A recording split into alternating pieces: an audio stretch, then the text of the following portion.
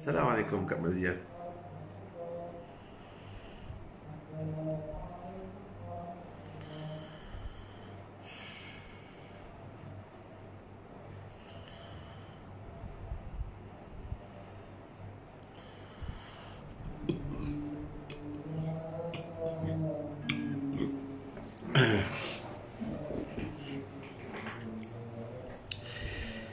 Allahumma salli wa sallim wa barik alaihi wa ala alihi. Allahumma anta laha walau azumat farjaha bifadli. Bismillahirrahmanirrahim. Assalamualaikum warahmatullahi ta'ala wabarakatuh. Allahumma sallimna li Ramadan. Ya Allah, mudah kau sejahterakan bagi kami, berikan kekuatan kepada kami, berikan kesungguhan kepada kami pada Ramadan pada kali ini. Wassalim Ramadan lana, ya Allah, kau sampaikan kami sehingga penghujungnya Ramadan. Wa tasallamhu minna mutaqabbala, ya Allah, kau sejahterakan Ramadan kami. Ya, mudah-mudahan apa yang kami lakukan pada Ramadan pada kali ini mutaqabbala, diterima semuanya daripada kami. Asyhadu an la ilaha illallah, aku bersaksi tiada Tuhan yang disembah dengan sebenarnya melainkan Allah. Astaghfirullah, kami bertaubat dan kami minta ampun kepada Allah. Nas'alukal jannata wa na'udzubika minan nar, ya Allah, kami berdoa dan mohon kepadamu akan syurga-Mu, ya Allah, dan jauhkan kami, ya Allah, daripada api neraka. Allahumma innaka afuwun tuhibbul afwa fa'fu anna, ya Allah, Engkau lah Tuhan yang suka kepada pengampunan dan ampunkanlah kami, ya Allah. Allahumma salli wa sallim wa barik alaihi wa ala alihi. Tuan-tuan muslimin muslimat dirahmati Allah Ta'ala sekalian, ikhwan, penghuni-penghuni syurga Allah Subhanahu wa Ta'ala, calon-calon penghuni syurga Allah Subhanahu wa Ta'ala, apa khabar anda pada malam ini? Dan saya berdoakan tuan-tuan bukan saja sihat dan walafiat, tetapi rohani kita semakin kuat, iman kita semakin kuat, takwa kita semakin hebat, dan yang paling penting tuan-tuan, makrifat kita. Dan biar kita semakin mengenali Allah Subhanahu wa Ta'ala. Sebab apa?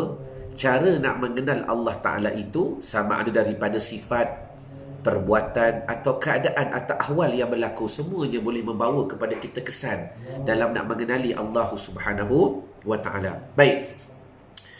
Jadi Alhamdulillah pada malam ni kita bertemu pada malam yang seterusnya dalam edisi Tazkirah Ramadan, dan insya-Allah saya akan membantu tuan-tuan dalam apa jua persoalan yang tuan-tuan tanyakan. Kerana saya suka edisi Q&A ni sebab saya sendiri boleh belajar. Saya sendiri boleh belajar daripada soalan tuan-tuan. Saya boleh ingat balik benda-benda yang kita belajar dahulu, dan mudah-mudahan dia berimpak kepada diri saya sendiri dan juga kepada tuan-tuan muslimin muslimat yang dirahmati Allah Ta'ala sekalian. Jadi jangan lupa like dan share, dan tag nama orang yang anda sayang, bermula dengan keluarga, kemudian barulah diikuti dengan sahabat-sahabat lain. Sekejap.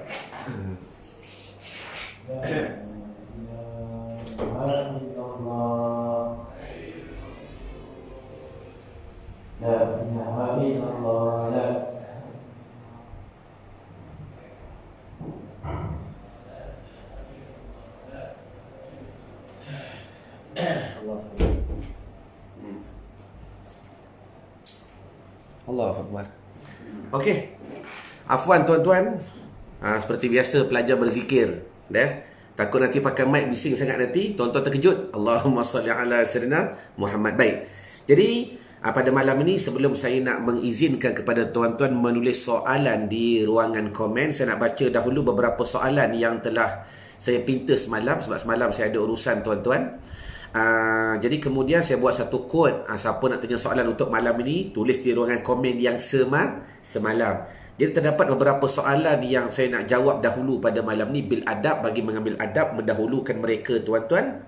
Dan kemudian bila saya dah baca soalan di ruangan quote yang semalam, barulah saya raikan soalan-soalan daripada tuan-tuan muslimin muslimat yang dirahmati Allah Ta'ala sekalian. Jelas ke jelas? Baik.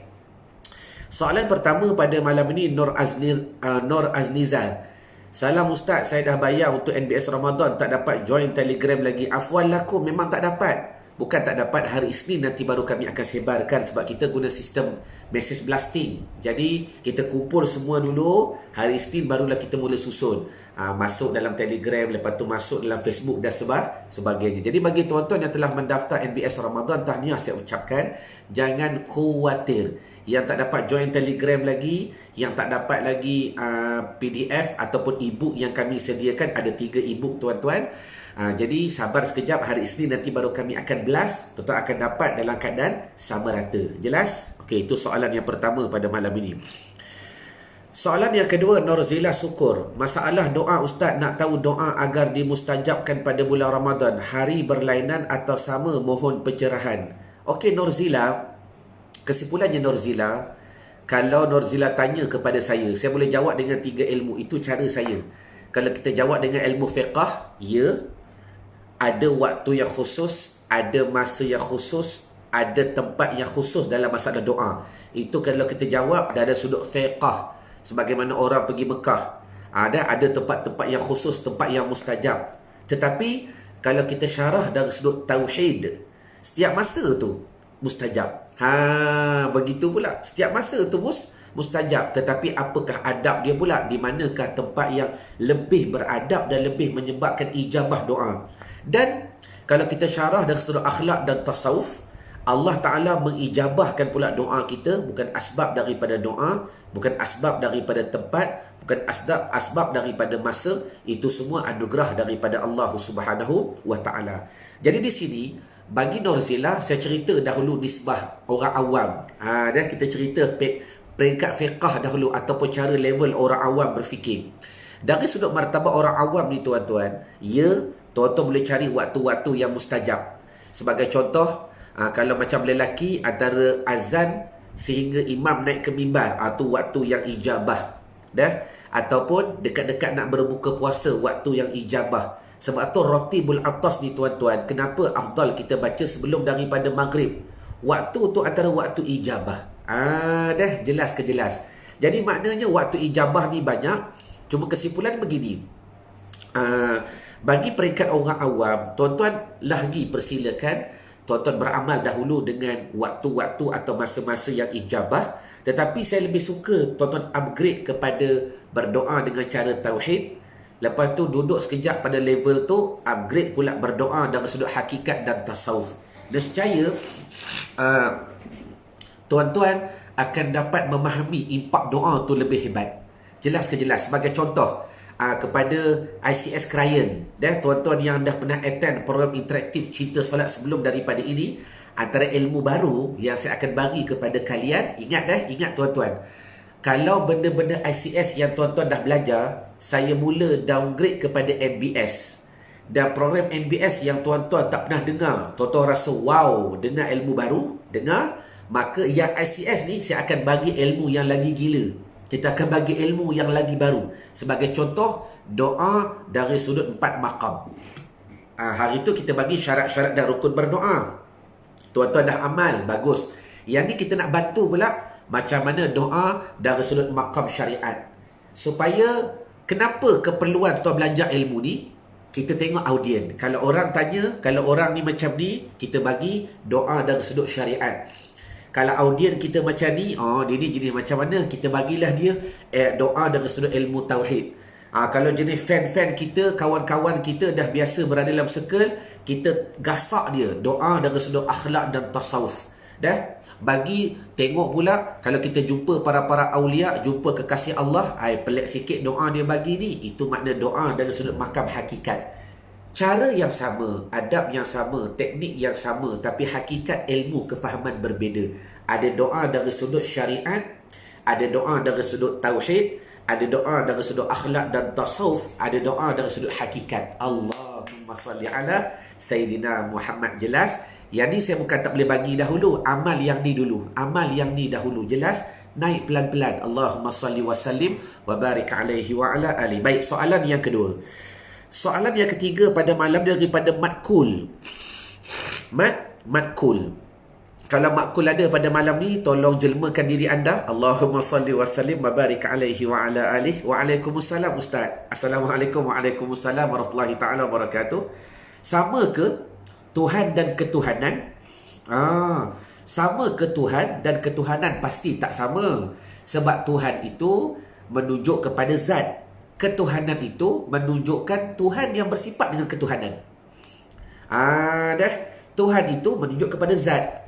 Allah tu nama bagi zat. Ketuhanan bila mana dia bersifat dengan sifat ketuhanan. Tapi kita maklum, sebab sebagai contoh begini, kan dalam Al-Quran jelas Tuhan sebut ada dua nama Allah yang disepakaikan kepada baginda Nabi SAW. Ada dua nama Allah bersepakaikan. Bermakna dia pinjam. Jadi bermakna di sini bila sebut ketuhanan, iaitu Tuhan yang bersifat dengan sifat ketuhanan. Memang tak ada lain dah. Memang tak ada selain daripada Allah yang bersifat dengan sifat ketuhanan. Cuma kalau kita nak syarah dari sudut uslub bahasa, itu yang pertama. Yang kedua, apa kaitan ma'ani dengan ma'nawiyah? Contoh al-basar dan al-kaunuhu basiran. Sifat ma'ani dan sifat ma'nawiyah. Okey, yang ni matkul. Untuk saya mensyarahkan masalah ma'nawiyah, dia sama je. Dia berbezanya, dia ada daripada 13 jadi 20. Sebab tu ada Abu Musa al-Asy'ari dan Abu Mansur al-Maturidi. Jadi perbedaannya kaunuhu basiran ini pada istilah sahaja, pada istilah. Sebab tu kalau saya buat program, biasa saya ajar yang 13 memadai dah. Yang 13 pun dah memadai. Tapi kalau kita nak tambah sedikit, kaunuhu basiran, kaunuhu aliman dan sebagainya, bermakna macam mana saya nak terjemahkan sifat ma'nawiyah ni? Nanti insyaAllah dalam program NBS Ramadan nanti saya cemerlangkan lagi masalah ni. Saya bab-bab begini tuan-tuan, kita tak nak khusus kepada masyarakat istilah. Saya lebih suka bagaimana nak mengambil kepahaman itu dari sudut praktikal. Dari sudut praktikal. Nanti insyaAllah saya akan bantulah kepada matkul. Kalau matkul ada lah pada bulan NBS Ramadan ni, insyaAllah kita akan, sebab benda ni benda yang jarang saya cerita dalam program. Sebab matlamat kita begini, Allahumma salli ala sayyidina Muhammad, bagaimana kita nak ambil terus sifat itu untuk kita amalkan pada kehidupan. Dan berkenaan kaunuhu ni, iaitu pada menunjukkan zat Allah Ta'ala. Yang adalah kerana Allah Ta'ala itu keadaannya Allah basiran. Kaunuhu aliman, keadaannya Allah Ta'ala itu maha mengetahui. Kaunuhu muridan, keadaan Allah Ta'ala itu maha mengendaki. Menunjuk kepada zat. Itu saja bedanya. Dan saya pula lebih fokus bagaimana kita nak menunjuk kepada diri. Maka itulah alasan saya kenapa saya tak ambil yang 20, kita ambil yang 13 dahulu. Cuma kalau kita dah fokus kepada kitab, kita belajar kitab Faridah ke, kita belajar kitab Baqarah ke, barulah ketika tu kita masukkan pula berkenaan kaunuhu dan sebagainya. Jelas ke jelas? Habis. Yang ketiga, kalau dah masuk tarekat Naqsyabandiyah, boleh tak masuk tarekat Ahmadiyah pula dan tarekat yang lain? Boleh, syarat beramal. Tak ada masalah. Sebab dia begini kepada matkul. Tarekat Naqsyabandiyah ni dia lebih kepada zikir lataif. Afwan kepada tuan-tuan yang tak bisa dengar sebab saya nak raikan soalan kan. Dia lebih pada zikir lataif. Allah 5,000, lepas tu 1,000, 1,000, semuanya 11,000. Zikir lataif. Lepas tu pula dia ada suluk dan sebagainya. Dan bila sebut Naqsyabandiyah ni, dia biasa waktunya khusus kejap saja, tak lama. Terpulang kita nak buat pagi ke, malam ke dan sebagainya. Dan kemudian kita hidup dengan muraqabah. Sentiasa muraqabah dengan tiap-tiap apa yang kita lihat. Tetapi zikir Ahmadiyah dia pula dia khusus pada waktu. Lepas maghrib ada zikir dia, lepas isyak ada zikir. Tak ada masalah. Syarat beramal ke tidak, itu sahaja. Ataupun nasihat saya kepada matkul, kalau kita takut malas nak beramal, nanti kita boleh ambil nisbah barakah. Nak ambil lah tarikat ni sebagai ambil keberkatan. Masyayikh beradab dengan guru, kita ambil. Lepas tu kalau ada waktu kita amal. Tapi bermakna kita bai'ah yang umum, jangan bai'ah yang khusus. Macam dulu waktu saya belajar di Fatoni dengan Tok Syekh Fakir Daud, ada satu ulama ni tuan-tuan, dia sering ziarah baba. Dia sokmo ziarah Tok Guru. Bila ziarah ni tuan-tuan, saya kalau dia tidur dekat balasah tu, memang saya lepak dengan dia, saya picit kaki dia sebab kita ni nak ilmu rahsia ni, saya suka khidmat begitu. Sebab kita bodoh, tak pandai, ilmu tak ada. Itulah khidmat yang kita boleh buat. Allahumma salli ala sayyidina Muhammad. Maka saya sembang dengan dia, sembang. Dia ceritalah, dia ni pengalaman duduk di Mekah, dia ambil lebih kurang 40 tariqah. 40 tariqat yang dia ambil macam-macam. Dari situ nak ambil tak ada masalah, yang penting beramal ke tidak. Tapi bagus, dikata yang penting kita beramal. Jangan duk ambil-ambil sekadar saja. Kalau nak ambil dengan sebab barakah boleh. Dah. Tapi waktu yang sama kita dah ada tarikat yang khusus. Naqsyabandiyah tu bagus dah.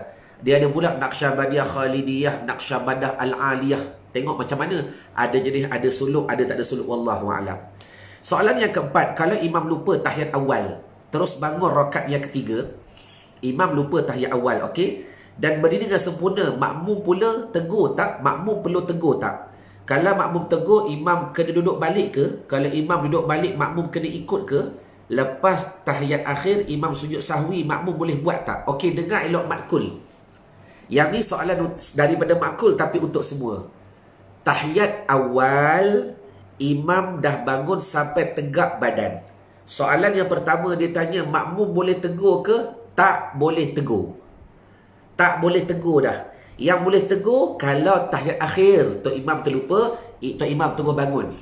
Kita dekat belakang, niat zikir. Ingat kalau nak tegur, bagi laki-laki, subhanallah, bagi perempuan tepuk tangan. Tetapi dengan niat zikir. Tepuk ni pun niat zikir. Subhanallah pun niat zikir. Okey. Kalau tahiyat awal, imam dah berdiri tegak. Hukum yang pertama, tak boleh tegur. Satu. Yang kedua, kalau makmum tegur, imam patah balik, batal solat. Batal. Tahiyat awal batal. Tahiyat akhir boleh. Tahiyat akhir, imam dah tegak berdiri.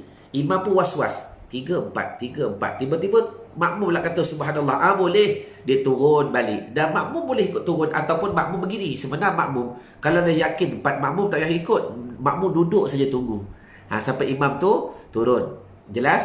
Tapi kalau imam tu nak teruskan untuk habiskan bacaan, dia pun was-was. Tak apalah, aku tambah lagi satu. Makmum ada 2 pilihan.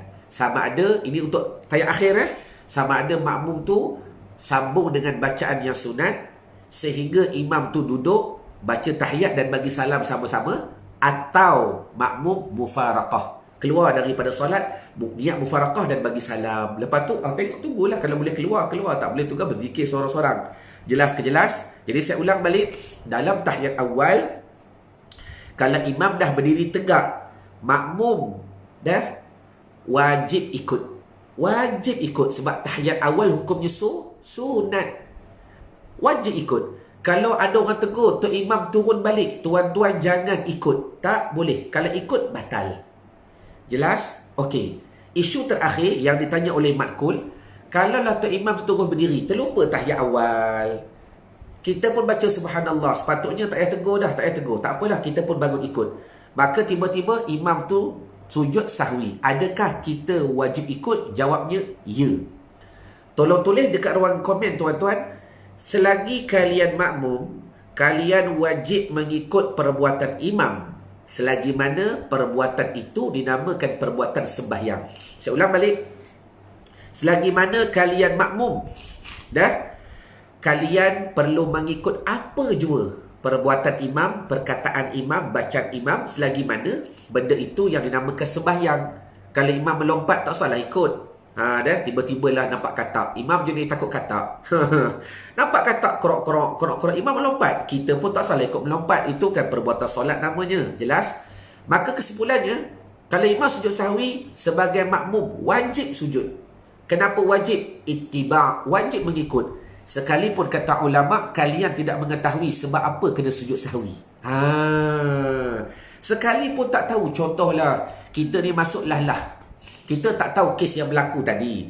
Tok imam terlupa tahiyat awal. Kita dah masuk rakaat yang keempat. Imam bangun rakaat keempat, kita jadi makmum. Allahu Akbar. Lepas baca tahiyat, imam sujud sahwi. Tuan-tuan sebagai makmum wajib ikut. Wajib ikut. Duduk balik, sujud balik, duduk balik. Imam bagi salam, baru bangun. Sebab apa wajib ikut? Dengar elok-elok. Bagi imam, hukum sujud sahwi sunat. Bagi makmum, wajib. Bukan sujud sahwi itu wajib. Ikut imam tu wajib. Saya ulang. Bagi imam, sujud sahwi itu hukumnya sunat. Imam nak sujud pun tak apa, tak sujud pun tak salah dalam mazhab Syafi'i rahimallahu ta'ala. Tapi kalau imam sujud, makmum wajib sujud. No choice. Sebab apa wajib? Ittiba', wajib mengikut imam. Dah pilih dia sebagai imam. hang dah redha dia sebagai imam, maka wajib kena ikut. Jelas ke jelas? Habis. Habis soalan daripada Matkul. Soalan daripada Rohana Hasan. Ustaz, ambil wuduk basuh muka bagi wanita macam mana nak tentukan bahagian side bird ni atau tali tudung bahagian rambut tu? Kalau ada ni dan tak basuh dan tak sahkan, okey, kita ambil pendapat jumhur ulama, kalau boleh basuh. Sebab ni dikata anggota wajah ni sampai telinga ni. Ni sampai telinga. Ni sampai bawah dagu. Ni sampai telinga. Jadi kalau sini ada rambut, memang ada khilaf. Tapi dalam masalah ni dah ada jumhur ulama, kalau boleh basuh, tariklah. Tarik basuh. Benda tu pada saya rasa tak susah tuan-tuan. Benda yang susah ni kita boleh nak bincangkan, tapi dalam masalah begini biasakan.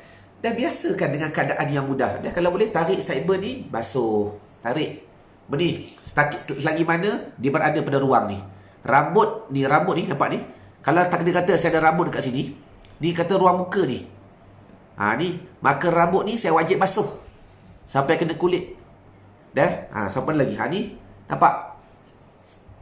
Contoh, line muka ni sampai sini. Kan ada rambut ni.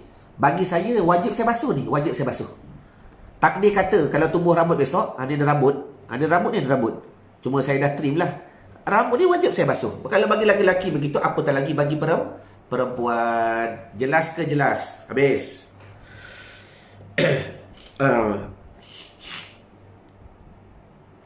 Soalan yang seterusnya pada malam ini ada lagi ke? Okey, soalan daripada Hashimah Zainuddin. Ada tak ayat yang boleh dibaca sebagai doa untuk bangun malam dan boleh bertahan mata ni sampai subuh dan isyraq? Dah minum kopi tapi ngantuk juga. Allahumma salli ala sayyidina Muhammad. Antara doa yang diajar oleh para ulama, Allahumma salli ala sayyidina Muhammad, Rabbi yassir wa la tu'assir ya karim.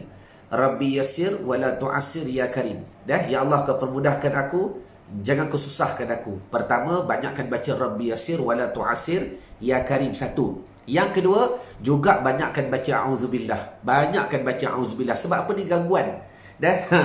Yang buat mengantuk tu apa dia? Ni, celak iblis. Celak. Tahu celak? Bila celak iblis, mengantuk, gincu. Ada beberapa lagi alatan-alatan iblis, syaitan yang digunakan untuk menggoda anak Adam. Jadi, amalkan dua ni. Auzubillah ni, jadikan ia sebagai wirid. Jadikan ia sebagai wirid. Macam dulu waktu saya belajar di Aceh, kami sempat ziarah ke Medan. Lepas tu tuan-tuan, Allahumma salli ala Muhammad, dengar cerita daripada para ilmuwan di sana. Sewaktu dinaikkan masjid Wali Songo, antara zikir mereka Bismillahirrahmanirrahim. Bismillah pun dijadikan sebagai aurat dan zikir. Jadi apa tak lagi a'udzubillah. Baca sekurang-kurangnya 11 kali. Baca sekurang-kurangnya 11 kali. Jelas? Satu. Okey, apa pandangan Ustaz tentang Ustaz Adi Hidayat? Beliau aswaja ke? Okey, Ustaz Adi Hidayat ni bagus. Dan Ustaz Adi Hidayat ni, dia yang berpekalan di Indonesia. Kita maklum tuan-tuan, walaupun dia tak cenderung mana-mana pihak. Tu bagus dia. Dia tak cenderung mana-mana pihak. Dia tak cenderung sangat kepada Wahhabi. Dan dia tak cenderung sangat kepada aswaja. Tetapi antara benda yang saya selut kepada Ustaz Adi Hidayat ni, dia raikan kepada dulu pendapat. Tu kelebihan dia.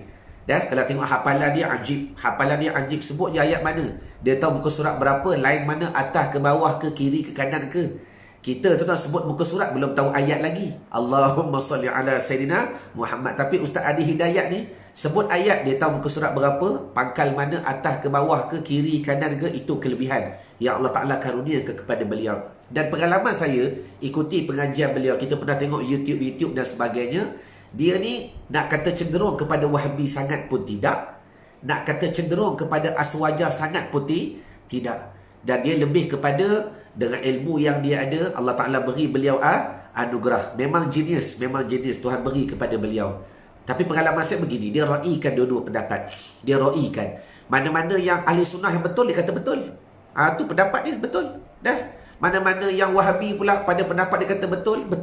Dia bawa pendapat Albani dan sebagainya. Maka itu terpulang kepada tuan-tuan. Cuma cara saya begini. Allahumma salli ala Muhammad. Tak apa, Daniel Zamri. Cara saya begini tuan-tuan.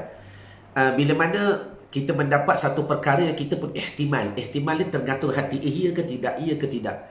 Jadi tak dapat tidak, tuan-tuan, kita boleh rujuk dengan para ulama yang kita ambil dari sumber yang dikatakan jumhur. Jumhur. Allahumma salli ala sayyidina Muhammad. Ambil daripada yang jumhur.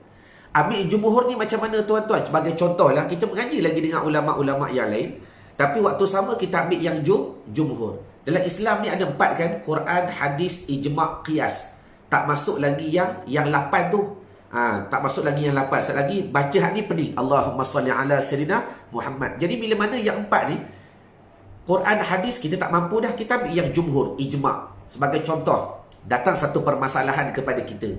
Datang satu masalahan, maka kita nak rujuk. Kalau kita buka YouTube yang ni, yang dikata macam ni, yang dikata macam ni, yang dikata macam ni, ambil sekurang-kurangnya 10 kalam ulama dan tuan pilih yang majoriti. Itu makna jumhur. Nescaya tuan-tuan dapat menjaga hati, sama ada daripada hati kita kepada guru tu atau hati kita kepada ilmu. Jelas ke jelas? Nanti saya akan huraikan lagi masalah jumhur ni macam mana. Dia bagus, kaedah yang bagus. Sebab hari ni tuan-tuan, keadaan kita dengan tuan-tuan mengaji dekat online begitu banyak, takut tak boleh beda mana yang hak, mana yang batil. Jelas? Wallahu a'lam. Tapi baguslah, tak ada masalah nak mengaji dengan beliau. Saya pun mendengar juga kalam-kalam beliau. Kadang-kadang bila nak ambil rojokan dan sebagainya, kita dengar daripada beliau. Wallahu a'lam. Jelas?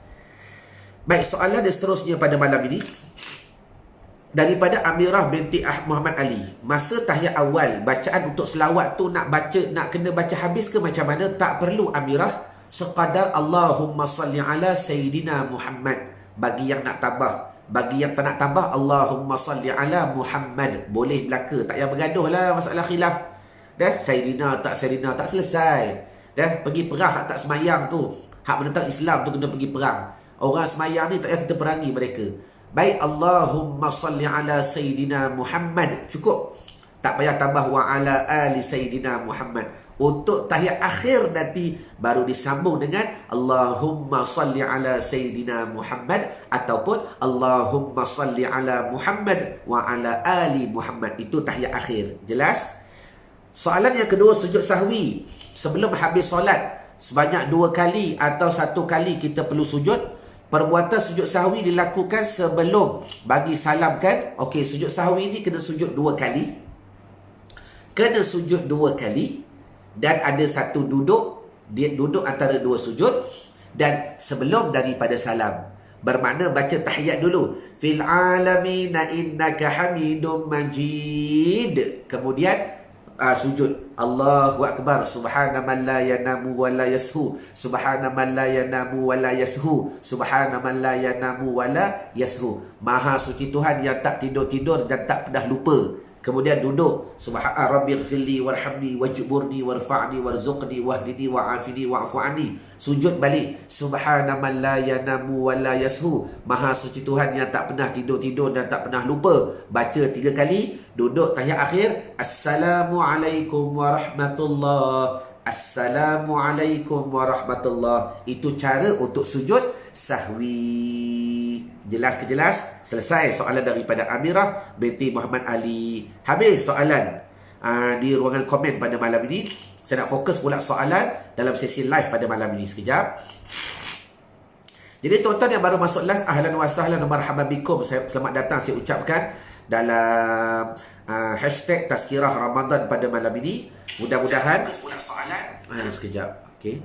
Mudah-mudahan dengan persoalan yang tuan-tuan titipkan pada malam ini, saya boleh bantu tuan-tuan dalam menguasai ilmu, memahami ilmu dan memartabatkan amalan pada kehidupan. Baik. Alamak. Dia tak datang daripada awal lah. Saya baru buka live ni. Allahu Akbar. Sekejap. Sekejap tuan-tuan. Sebab dia kalau buka lambat, dia boleh nampak apa tu, Allahu Akbar. Terlupa nak tengok daripada awal. Sekejap tuan-tuan.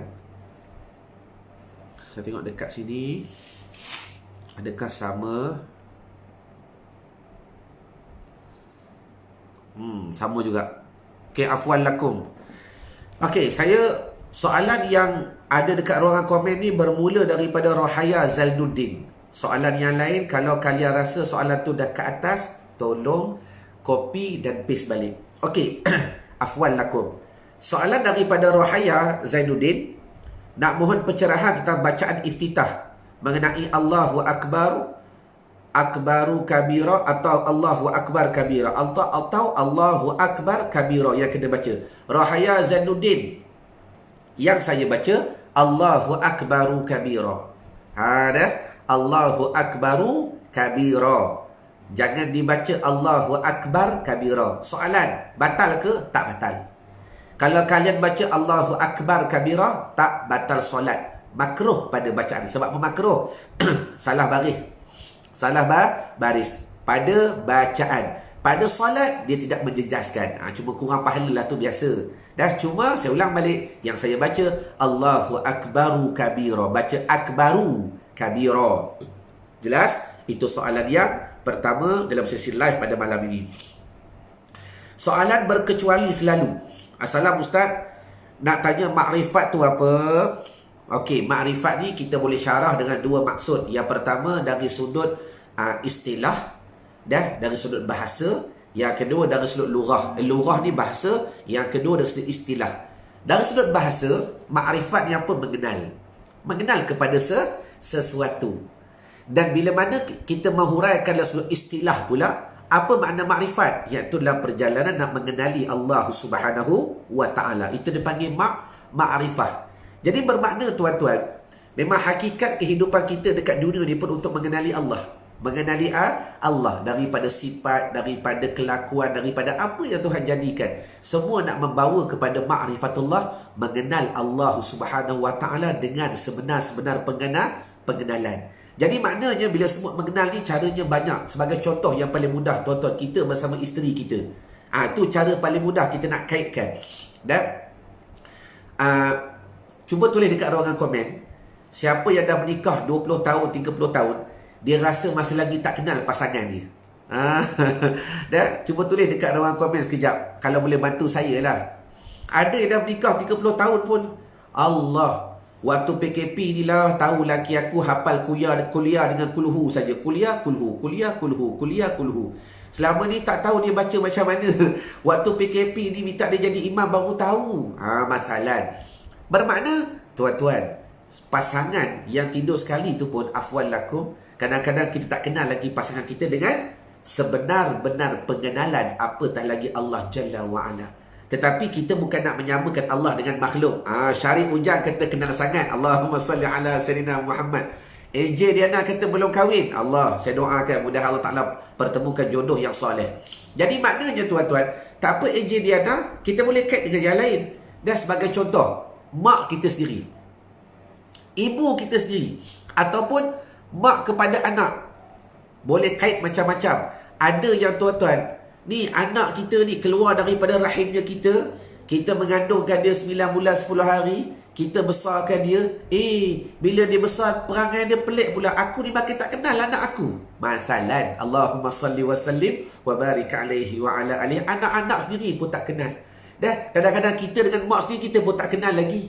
Dan walaupun kita keluar daripada perut mak kita rasa macam-macam dah tolong. Macam-macam dah. Biasalah orang tua. Dan kau orang lain kau tolong sangat. Aku ni mak kau sendiri kau buat tak peduli. La ilaha illallah. Walhal tuan-tuan ni tiap-tiap bulan bagi duit, tiap-tiap minggu datang menjenguk dan sebagainya. Dan macam itulah ujian dipanggil. Itulah ujian. Jelas? Jadi bila sebut makrifah, macam mana perjalanan kehidupan kita nak mengenali Allah Subhanahu wa Ta'ala. Baik. Soalan daripada Khairuddin Saduraddin. Ustaz, lepas solat fardu imam berdoa tapi makmum tidak ikut imam. Makmum berdoa sendiri tapi duduk di belakang imam. Tak ada masalah. Kita kembali pada hukum asal. Doa selepas solat, zikir lepas solat hukumnya sunat. Back to basic is very powerful. Tak nak bergaduh masalah khilaf. Jadi bila mana sunat, terpulang kepada makmum nak ikut ke tidak. Cuma kita lebih suka kalau makmum tu jangan tinggal zikir. Sebab berjemaah ni powerful. Berjemaah ni is very powerful. Sebab apa berjemaah ni powerful? Satu je sebab dia tuan-tuan. Kata Nabi SAW, kalau 40 orang berjemaah, 40 orang berdoa, dalam setiap satu kumpulan 40 orang mesti seorang tu wali. Tak kira martabat autat ke, dia ada 7 summa ila arwahi sa'il aqtabi wal afradi wal autadi wal abdali wal anjabi wal akhyari wal ansari. Tu 7 dia level. Para wali-wali ni. Maka 40 orang berhimpun, seorang mesti wali. Kalau ada 80 orang, ada 2 orang wali. Maknanya bila kita berdoa secara jamaah, bila kita rasa kita ni dosa kita banyak, mudah-mudahan dengan amin para aulia tadi, Tuhan terima, kabul semua sekali. Tu berkat jemaah. Tapi kalau yang tak nak, kita baik sangka, boleh jadi dia nak solat qada ke, dia takut nanti selepas solat qada dia nak buat solat-solat lain, tak mampu nanti, bermakna tak ada masalah, hukumnya sunat. Kembali kepada asal. Habis. Soalan yang seterusnya pada malam ini daripada Faridah Ismail. Bos kilang bandel kata pada pekerja, kalau pekerja jumpa duit atau barang berharga lain, boleh diambil. Soalan saya, boleh tak kita ambil? Jawabnya boleh. Sebab apa boleh? Pertama, barang bandel tu hak siapa? Mul kita, milik yang sempurna. Bos. Dia yang keluar modal, dia yang beri barang bandel, lepas tu dia bawa balik. Hak siapa? Dah jadi mul kita, milik yang sempurna kepada bos, owner tu. Lepas tu dia pesan kepada anak buah dia, nanti kalau tengah-tengah kau nak rukai-rukai, nak buka guni tu, nak buka baju-baju, nak basuh dan sebagainya, kalau jumpa duit, bos kata boleh ambil, silakan. Memang dah rezeki kita. Itu dipanggillah hukum pekah, harta karun. Dah, tuan-tuan ingat dalam Islam tak ada harta karun ke? Ingatlah filem-filem purba saja ada cerita bab harta karun. Ada. Kalau kita belajar ilmu pekah. Sebab itulah kenapa saya suka tuan-tuan. Tengoklah lepas raya ni saya nak buka balik. Dan kami dah buka Januari hari tu. Kami ada panggil belajar sampai khatam. Macam mana saya nak bantu tuan-tuan belajar pekah A sampai Z. Sekurang-kurangnya belajarlah sekali sampai khatam. Belajar tauhid A to Z. Belajar tasawuf A to Z. Belajar bab solat sekurang-kurangnya A to Z. Belajar sekali sampai khatam. Alhamdulillah, kitab tauhid kita dah belajar sampai khatam. Ustaz Sobir yang mengajar tuan-tuan. Saya tak boleh mengajar kitab 2 tahun tak khatam. Dah. Sebab tu kelemahan saya. Sebab saya tak pandai baca kitab tu. Kalau kita baca syarah sat lagi, dah berpanjang-panjang jela. Sehari 2 ayat, sehari 2 baris. Bila nak khatamnya? Allahumma salli wa sallim wa barik alaihi wa ala alihi. Dan untuk pengetahuan tuan-tuan, dalam pekah sendiri ada dibahaskan masalah harta yang kita jumpai, harta karun, harta dalam bumi, semua ni ada dibahas dalam hukum pekah. Jelas? Belajarlah insya-Allah. Dah? Baik. Soalan yang seterusnya pada malam ini, Ustaz, dalam solat sunat taubat bacaan La ilaha illa anta, boleh ke baca kuat atau bacalah hati saja? Kepada Kasimah Ismail, disunatkan baca kuat. Dan yang dalam hati ni, selain daripada bahasa Arab, boleh baca dalam hati. Dan selagi mana dia doa, selagi mana dia Quran, selagi mana dia puji-pujian dalam bahasa Arab, boleh dibaca dalamnya sembahyang. Bermakna afdal baca kuat. La ilaha illa anta subhanaka inni kuntu minaz zalimin. Baca kuat tu bukan dengan kuat, bermakna dengan bersuara. Jelas? Jangan baca dalam hati. Melainkan kalau bahasa Melayu, barulah baca dalam hati. Bagus soalan ini. Baik. Muhammad Nazrul, Ustaz, apa hukum mandi selepas asar di bulan Ramadan ketika puasa? Makruh. Dah. Melainkan mandi tu sebab apa? Yang makruh ni, dia mandi sebab apa? Kalau dia tak ada sebab, dia jadi makruh. Dah. Yang kedua, makruh sebab apa? Kalau dia Allahumma salli ala sayyidina Muhammad, dia nak bersejuk-sejuk. Kalau dia nak bersejuk-sejuk. Tapi kalau dia ada hajat, baru balik kerja sampai rumah pukul 5, dah lepas asar dah, sampai rumah pukul 6, dia nak mandi, itu afdal dia mandi. Sebab tu kena faham hukum. Yang kata tak ada sabab, makruh.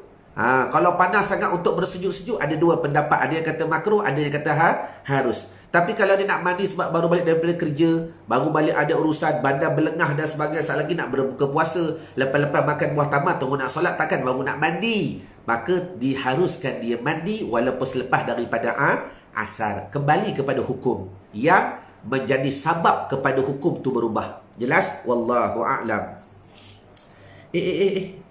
Okey. Soalan yang seterusnya pada malam ini,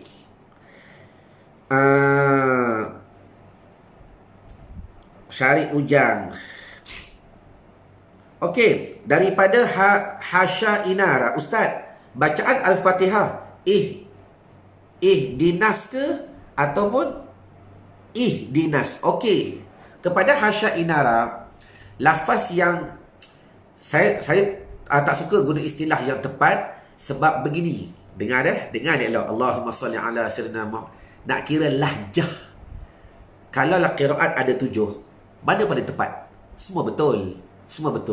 Tetapi bagi kita makhraj orang Melayu ni, yang tuan-tuan boleh buat yang terbaik, saya cadangkan ihdi.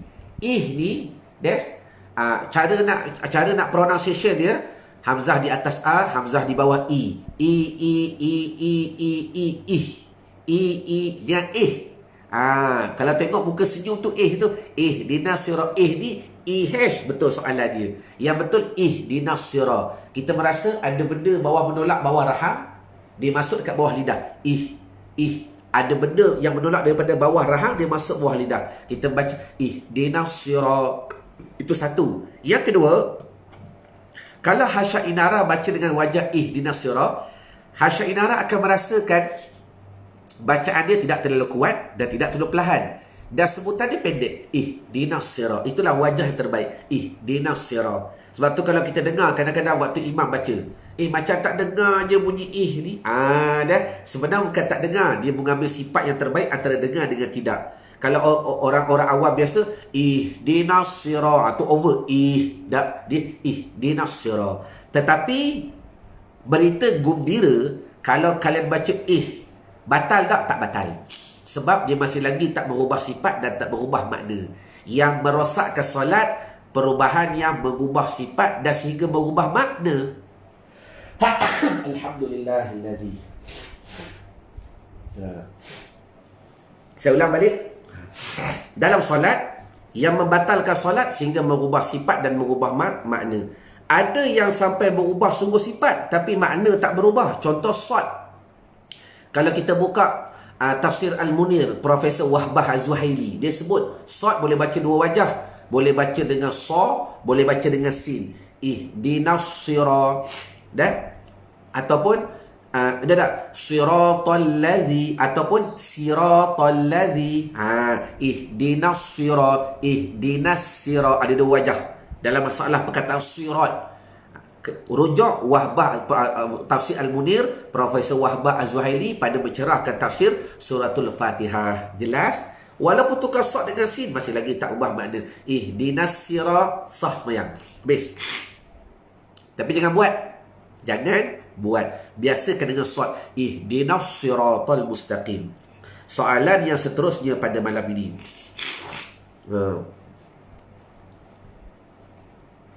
Syukri Hamzah, saya nak tanya berkenaan mutanajis. Mutanajis ni benda yang kena najis. Berkenaan mesin basuh automatik, sekiranya basuhan tercampur dengan pakaian bernajis, adakah semua pakaian kita dikira mutanajis? Jadi solat kita macam mana? Perlukan penjelasan Ustaz. Bagus soalan Syukri Hamzah ni, bagus. Okey. Kepada semua muslimat-muslimat yang berada dalam sesi live pada malam ini, tahniah.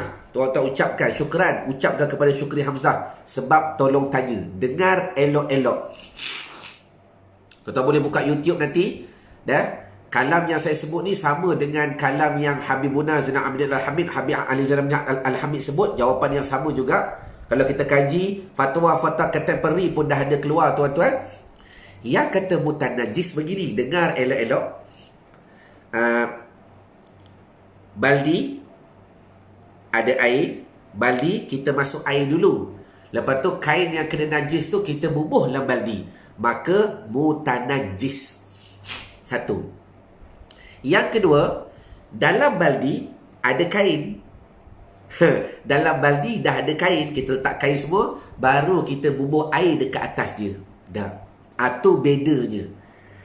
Air, letak air dulu. Dan sebab tu orang Melayu ni suka letak air, lepas tu dia letak apa tu? Dia letak air dulu, lepas tu dia letak apa? Letak sabun, dia kacau, dia buah kain. Mutanajis. Yang sepatutnya, yang betul dalam hukum fikih, menghantarkan air ke najis. Maka sifat air itu menghilangkan najis. Sifat air itu menghilangkan najis. Jadi saya tanya, jawab sekejap dekat ruangan komen. Jawab sekejap tuan-tuan. Kalau tuan-tuan basuh menggunakan mesin basuh yang kedai dobi ni, masuk pakaian dulu ke, atau dalam tu memang dah ada air, tuan-tuan baru masuk pakaian? Fikir sendirilah. Dari situ tuan-tuan akan faham hukum fikih. Wallahu a'lam. Jelas? Jadi kedai dobi ni kan masuk pakaian dulu, kan mesin tu kering. Dah masuk pakaian, lepas tu air yang keluar. Sifat air memang menghilangkan najis. Memang sifat air menghilangkan najis. Jelas? Okey. Mudah-mudahan terjawab. Jadi tak ada masalah. Habis. Soalan daripada AJ Diana. Okey, tak ada soalan. Zairi Ali, Tok Guru hamba. Ada lagi malam ni, petang tadi. Dia ada. Allahumma salli ala Sayyidina Muhammad. Dah?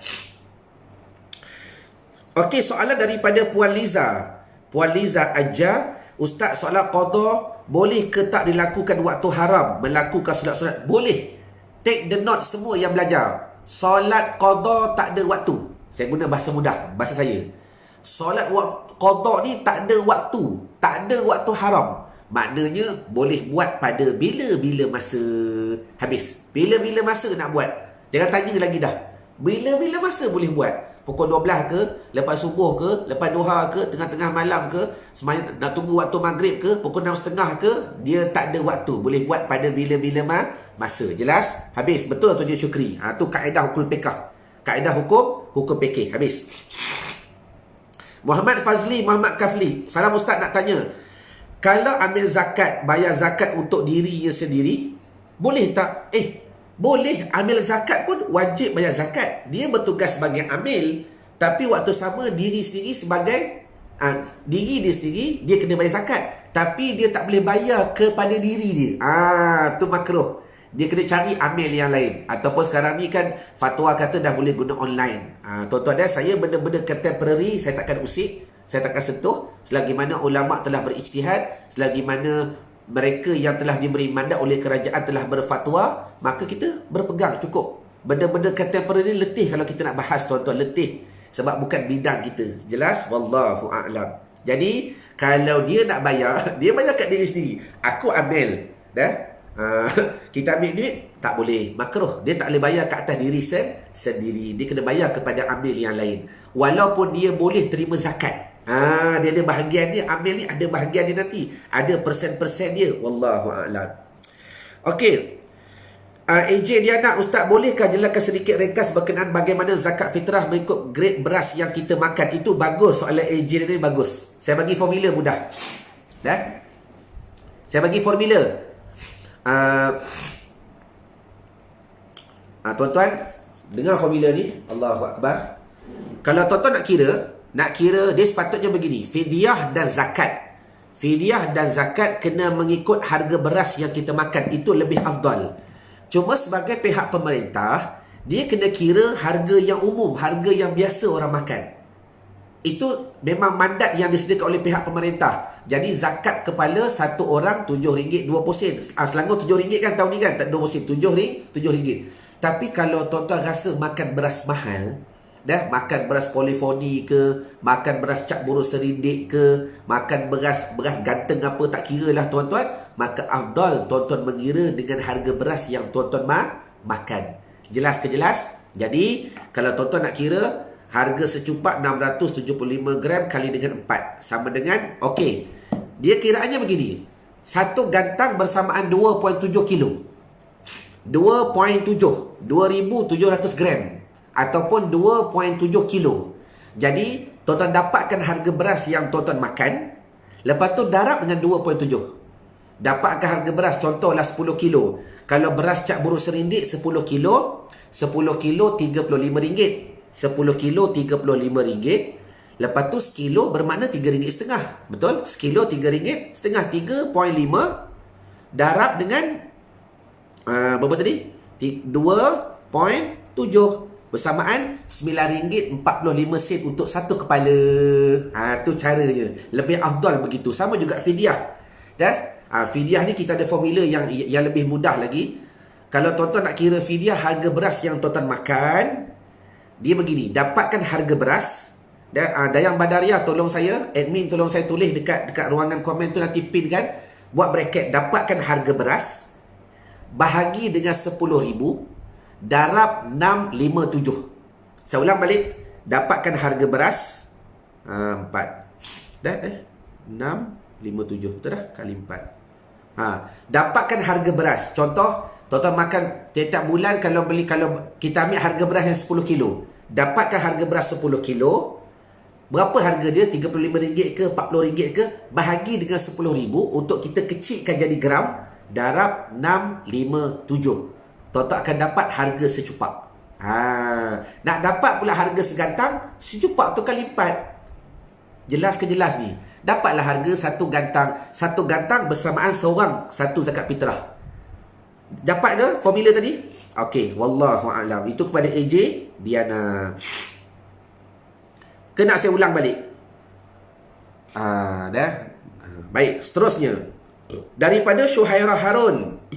Ustaz mohon penjelasan mandi wajib menggunakan shower. Adakah boleh? Kembali kepada asas. Apakah syarat mandi wajib? Yang pertama, niat. Yang kedua, menyampaikan air kepada seluruh badan. Yang ketiga, menghilangkan segala perkara yang menghalang kepada air.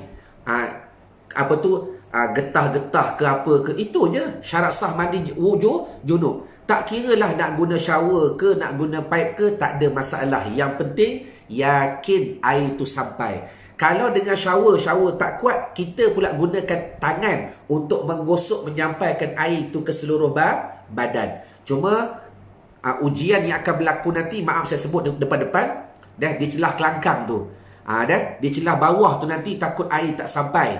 Jadi kalau boleh, pihak bawah tu guna pipe lah kalau boleh. Sebab shower daripada atas, walaupun dia mengalir ke bawah, tapi maaf tuan-tuan, dekat celah-celah tu nanti air tak sampai. Kan dubur kita begitu, lepas tu ada pula peha, takut air tu lalu dekat bawah tu tak gosok. Maka yang penting belajar untuk keluar daripada was-was agar kita yakin. Belah bawah tu pakailah pipe. Pakai pipe. Jelas ke jelas? Tetapi kesimpulan, tak ada masalah kalau pakai shower sekalipun, selagi mana kita tahu menggunakan ia dan menyampaikan air pada seluruh tubuh badan. Apakah hukum menyebut Allah? Contoh, niat wuduk dalam bilik air bersekali dengan jamban. Kalau tak sengaja, tak apa.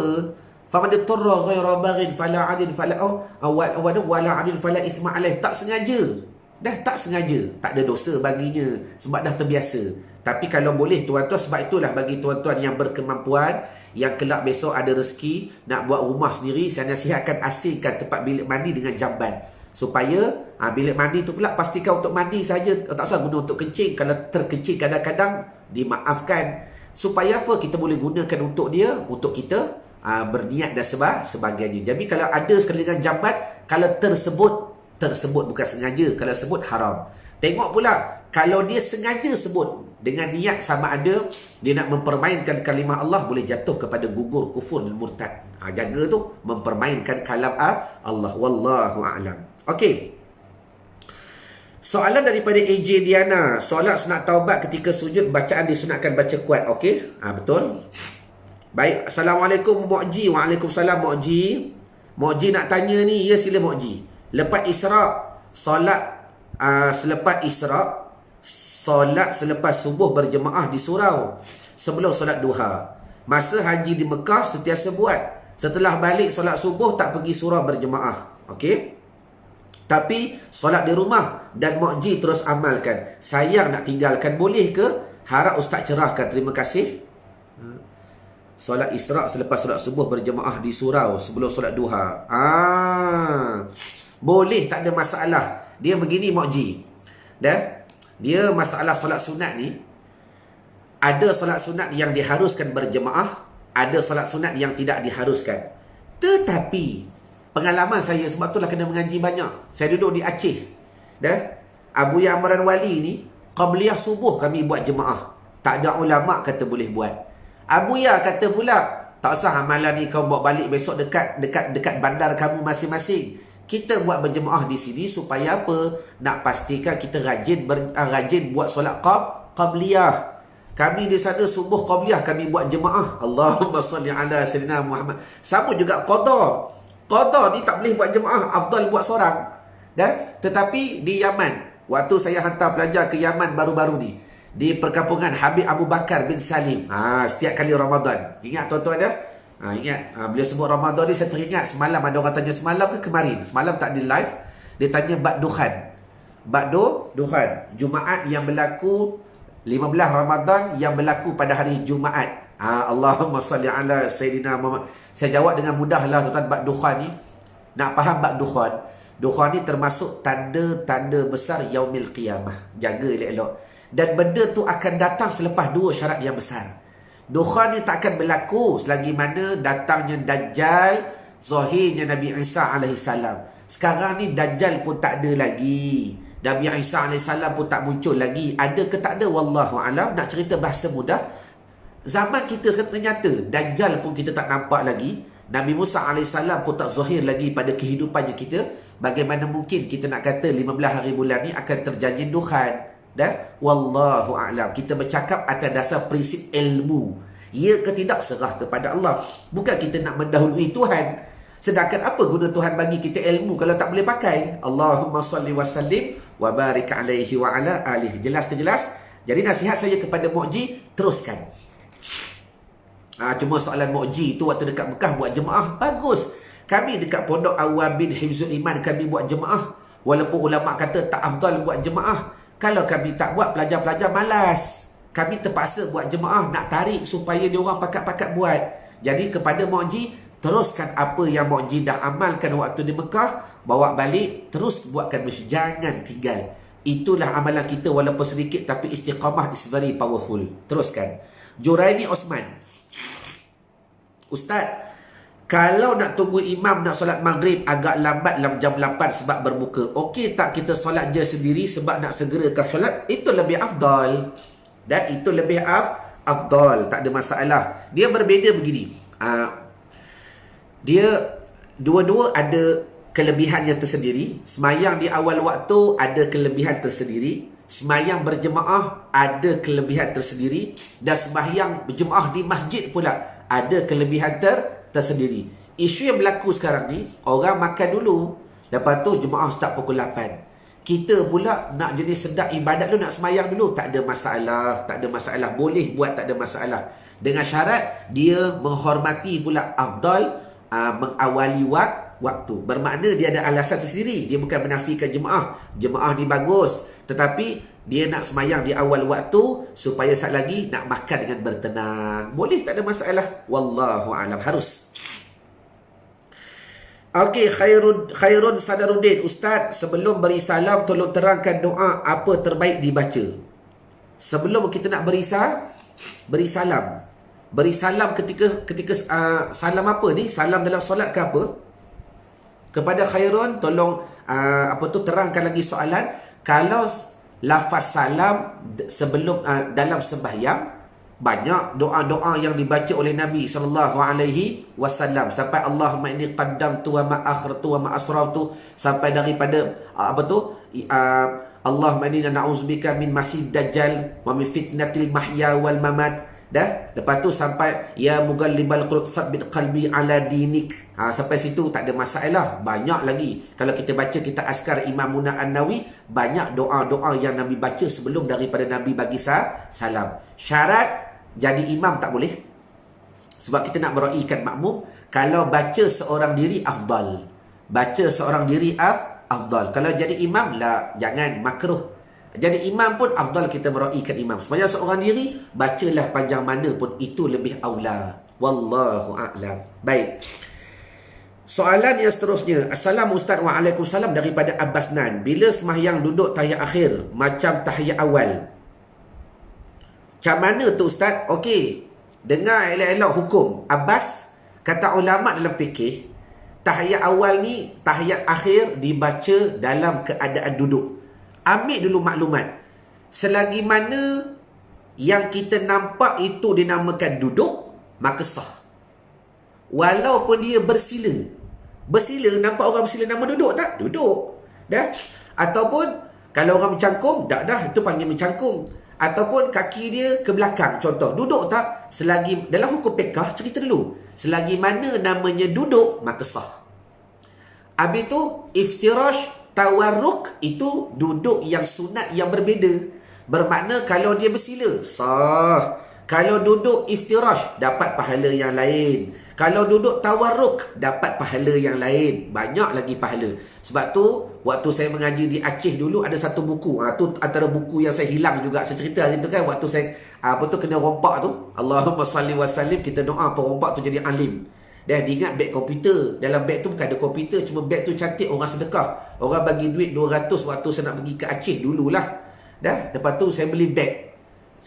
Kita nak beli beg supaya kita nampak kenangan orang tu bagi. Beg tu cantik tuan-tuan, macam beg komputer tapi beg galah. Dalam tu ada juga kehilangan.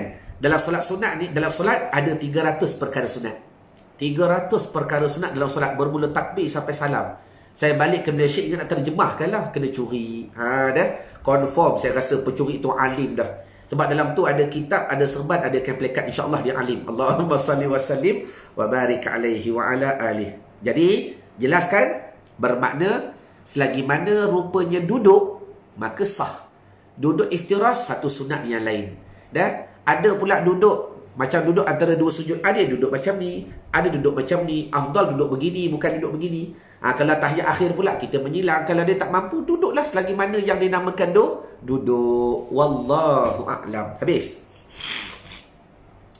Asnah MW, Ustaz, ya saya ingin penjelasan dari Ustaz solat hajat, solat taubat, solat tahajud, yang mana patut didahulukan seelok-eloknya antara hajat dengan taubat. Kalau ditanya antara susunan beginilah, afdal taubat dulu. Afdal taubat dahulu. Kita nak masuk ke rumah orang, nak minta hajat. Kenapa? Basuh kaki. Bahasa mudah. Tuan-tuan tak sedar. Sebenarnya, tuan-tuan sebelum solat pun tuan-tuan dah buat istighfar kan? Kita istighfar 3 kali. Lepas tu kita baca An-Nas. Lepas tu kita baca Ilahi anta maqsudi wa ridhaka matlubi. Banyak amalan sunat yang kita buat sebelum daripada nak solat. Itu semua prinsip dan adab-adab yang baik. Maka jawaban saya, afdal solat sunat taubat dulu, supaya bagaimana mungkin kita nak minta kepada Allah kalau dihimpuni kepada akal kita dengan dosa. Jadi mudah-mudahan dengan asbab daripada kita solat sunat taubah, kita bertaubat kepada Allah Ta'ala, mudah-mudahan Tuhan kabul. Kita baik sangka Tuhan kabul. Nantilah insyaAllah lah NBS online Ramadan ni saya ajar satu ilmu yang powerful. Sebelum tuan-tuan solat, itu bukan kalam ulama, itu kalam daripada hadis baginda Nabi SAW. Sebelum tuan-tuan solat, Allah Ta'ala dah terima. Ilmu ni best gila. Sebelum tuan-tuan doa, Tuhan dah kabul. Sebelum tuan-tuan nak sedekah, baru nak sedekah ni tak bagi lagi, Tuhan dah terima dah sedekah tuan-tuan. Allahumma salli ala Sayyidina Muhammad. Kita baca ilmu ni dirojok daripada hadis baginda Nabi SAW.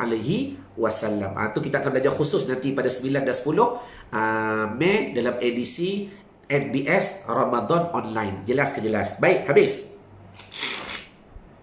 Halimah Nordin, Ustaz, boleh tak buat solat sunat taubat dan solat sunat hajat selepas solat sunat duha? Boleh, tak ada masalah. Dia sama juga, solat sunat taubat ni juga kita boleh buat pada bila-bila masa. Cuma tak afdal pada waktu solat sunat taubat dia berkait tak? Boleh. Solat sunat hajat dia berkait dengan sesuatu, taubat berkait dengan dosa, boleh, tak ada masalah. Cuma kalau waktu haram tadi, waktu yang tidak diharuskan solat, antara solat sunat mutlak, tak boleh. Dan kalau solat sunat qada, dia tak ada waktu pula. Apa makna tak ada waktu? Boleh buat pada bila-bila masa. Jelas ke jelas? Allahumma salli wa sallim wa barik alaihi wa ala alihi. Boleh, tak ada masalah. Soalan yang seterusnya.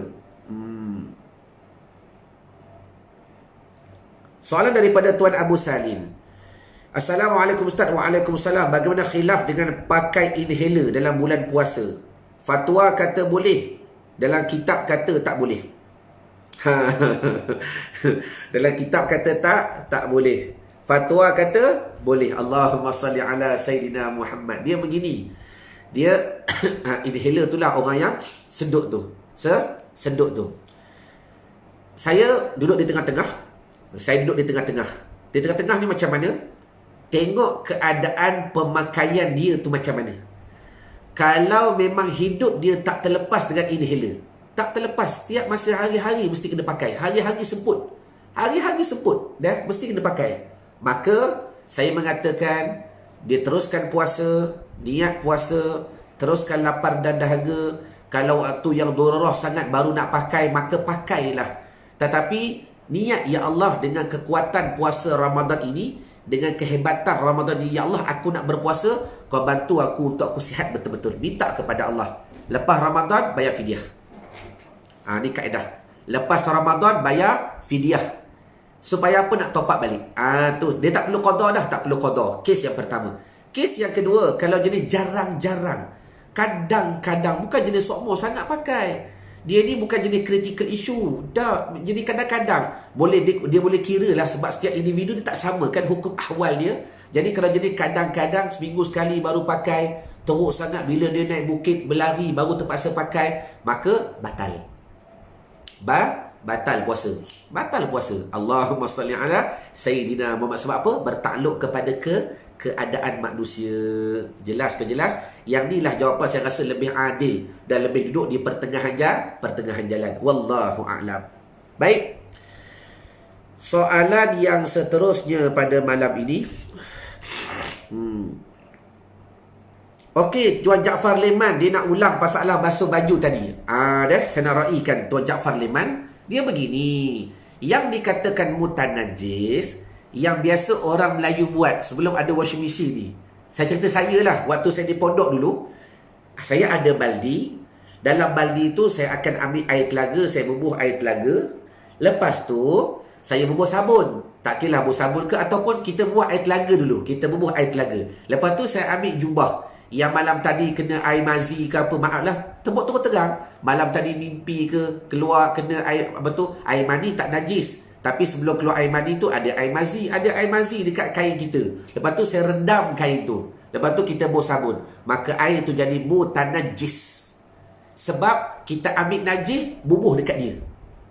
Berbeza, benda sama tapi kaedah lain. Berbeza, kita letak kain dulu. Kita letak kain dan kita ambil air, cuah dekat atas kain. Dan memang sifat air menghilangkan najis. Memang sifat air, kan kita nak hilangkan najis, kena mandi. Mandi menghilangkan najis. Lagi, kena samakkan dengan air, menghilangkan najis. Betul. Benda sama tapi kaedah berbeza. Bubuh kain dulu, bubuh air. Memang sifat air menghilangkan najis, maka tak jadi mutanajis. Allahumma salli ala Sayyidina Muhammad. Tak usah fikir dengan akal. Saya pun dulu teruji juga nak fikir dengan akal. Macam sama je. Sebab tu mesin tak ada masalah. Kita bubuh pakaian, lepas tu air yang keluar. Memang sifat air membersihkan najis. Wallahu a'lam. Kalau buka dalam YouTube ada Dr. Abu Habib Ali Zainab bin Al-Hamid menghuraikan hukum yang sama, kaedah yang sama. Habis. Baik.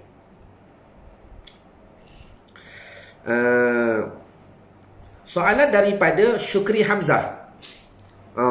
Dia tulis balik jawapan tadi. Baik. Seterusnya soalan daripada AJ Diana dah jawab. Soalan daripada Muhammad Nur Hafiz. Dah terima kan Nur Hafiz? Berkenaan doa pasti qabul. Tengok dulu 2 video tu. Nanti saya akan susuli dengan video yang ketiga. Tu tugasan yang Muhammad Nur Hafiz kena buat. Nak tanya, bulu kucing adakah najis jika melekat pada pakaian? Dan bagaimana hukum pada solat dipanggil najis yang dimaafkan? Sebab sikit, tengoklah sikit ke banyak. Sebab kucing ni dipanggil ummu balwa dalam fikih. Memang hayawan yang hidup dengan kita. Tak adalah sejarah orang bela Tyrannosaurus. Ada kat rumah dia bela badak sumbu. Apa haiwan dia punya haiwan peliharaan? Badak sumbu. Dah letak dalam bilik dia. Dah. Tapi pelik tuan-tuan dia. Allahumma salli ala Muhammad. Kita tengok pula yang berlaku di Selayang. Bela ayam dekat rumah, bela kambing dekat rumah duduk apartmen. Allahu Akbar. Tak apalah, manusia kan berbeza. Duduk apartmen, duduk rumah flat, bela ayam, bela kambing dalam rumah. Allahumma salli ala Sayyidina Muhammad. Wallahu alam. Habis. Kesimpulannya, bulu kucing najis yang dimaafkan. Kalau setakat sikit tu dimaafkanlah. Dimaafkan. Sebab umur balwa, memang kucing ni berkaitan dengan hidup manusia. Wallahu a'lam. Jadi bagaimana solat? Tidak membatalkan solat. Tengoklah banyak ke sedikit. Dah habis. Ustaz, macam mana nak kira masuk waktu solat isyraq? Dia masuk waktu subuh lebih kurang, kita katalah pukul 6. Dengar elok, katalah pukul 6. Lepas tu waktu subuh ni takriban kebiasaan dalam kalkulit lebih kurang 45 ke 50 minit sahaja. Dalam 45 minit. 6.45 tu dah habis dah. Lepas tu 20 minit selepas tu masuklah waktu isyraq. Isyraq ni sekejap saja. Waktu isyraq ni tak sampai 10 minit, dia memang kritikal, sekejap saja. Biasa kalau nak mudah, tuan-tuan kalau tengok dekat dalam betul dalam buka lah mana-mana Google, dia tulis waktu syuruk. Syuruk tu isyraq lah tu, waktu isyraq. Kat situ lah kaedah yang paling mudah kita nak pegang. Sebab kalau kita nak kalkulate hari-hari, takut kita tidak berkemampuan. Dah tengok mana-mana timetable yang ada, jadual yang ada, dia tulis waktu syuruk, waktu isyraq tu, dah boleh solat dah. Solat isyraq 2 rakaat, lepas tu solat istikharah 2 rakaat, duduk sekejap berzikir, agak-agak dah sampai 10 ke 15 minit, masuklah waktu duha. Wallahu a'lam. Dah? Baik, soalan yang seterusnya pada malam ini.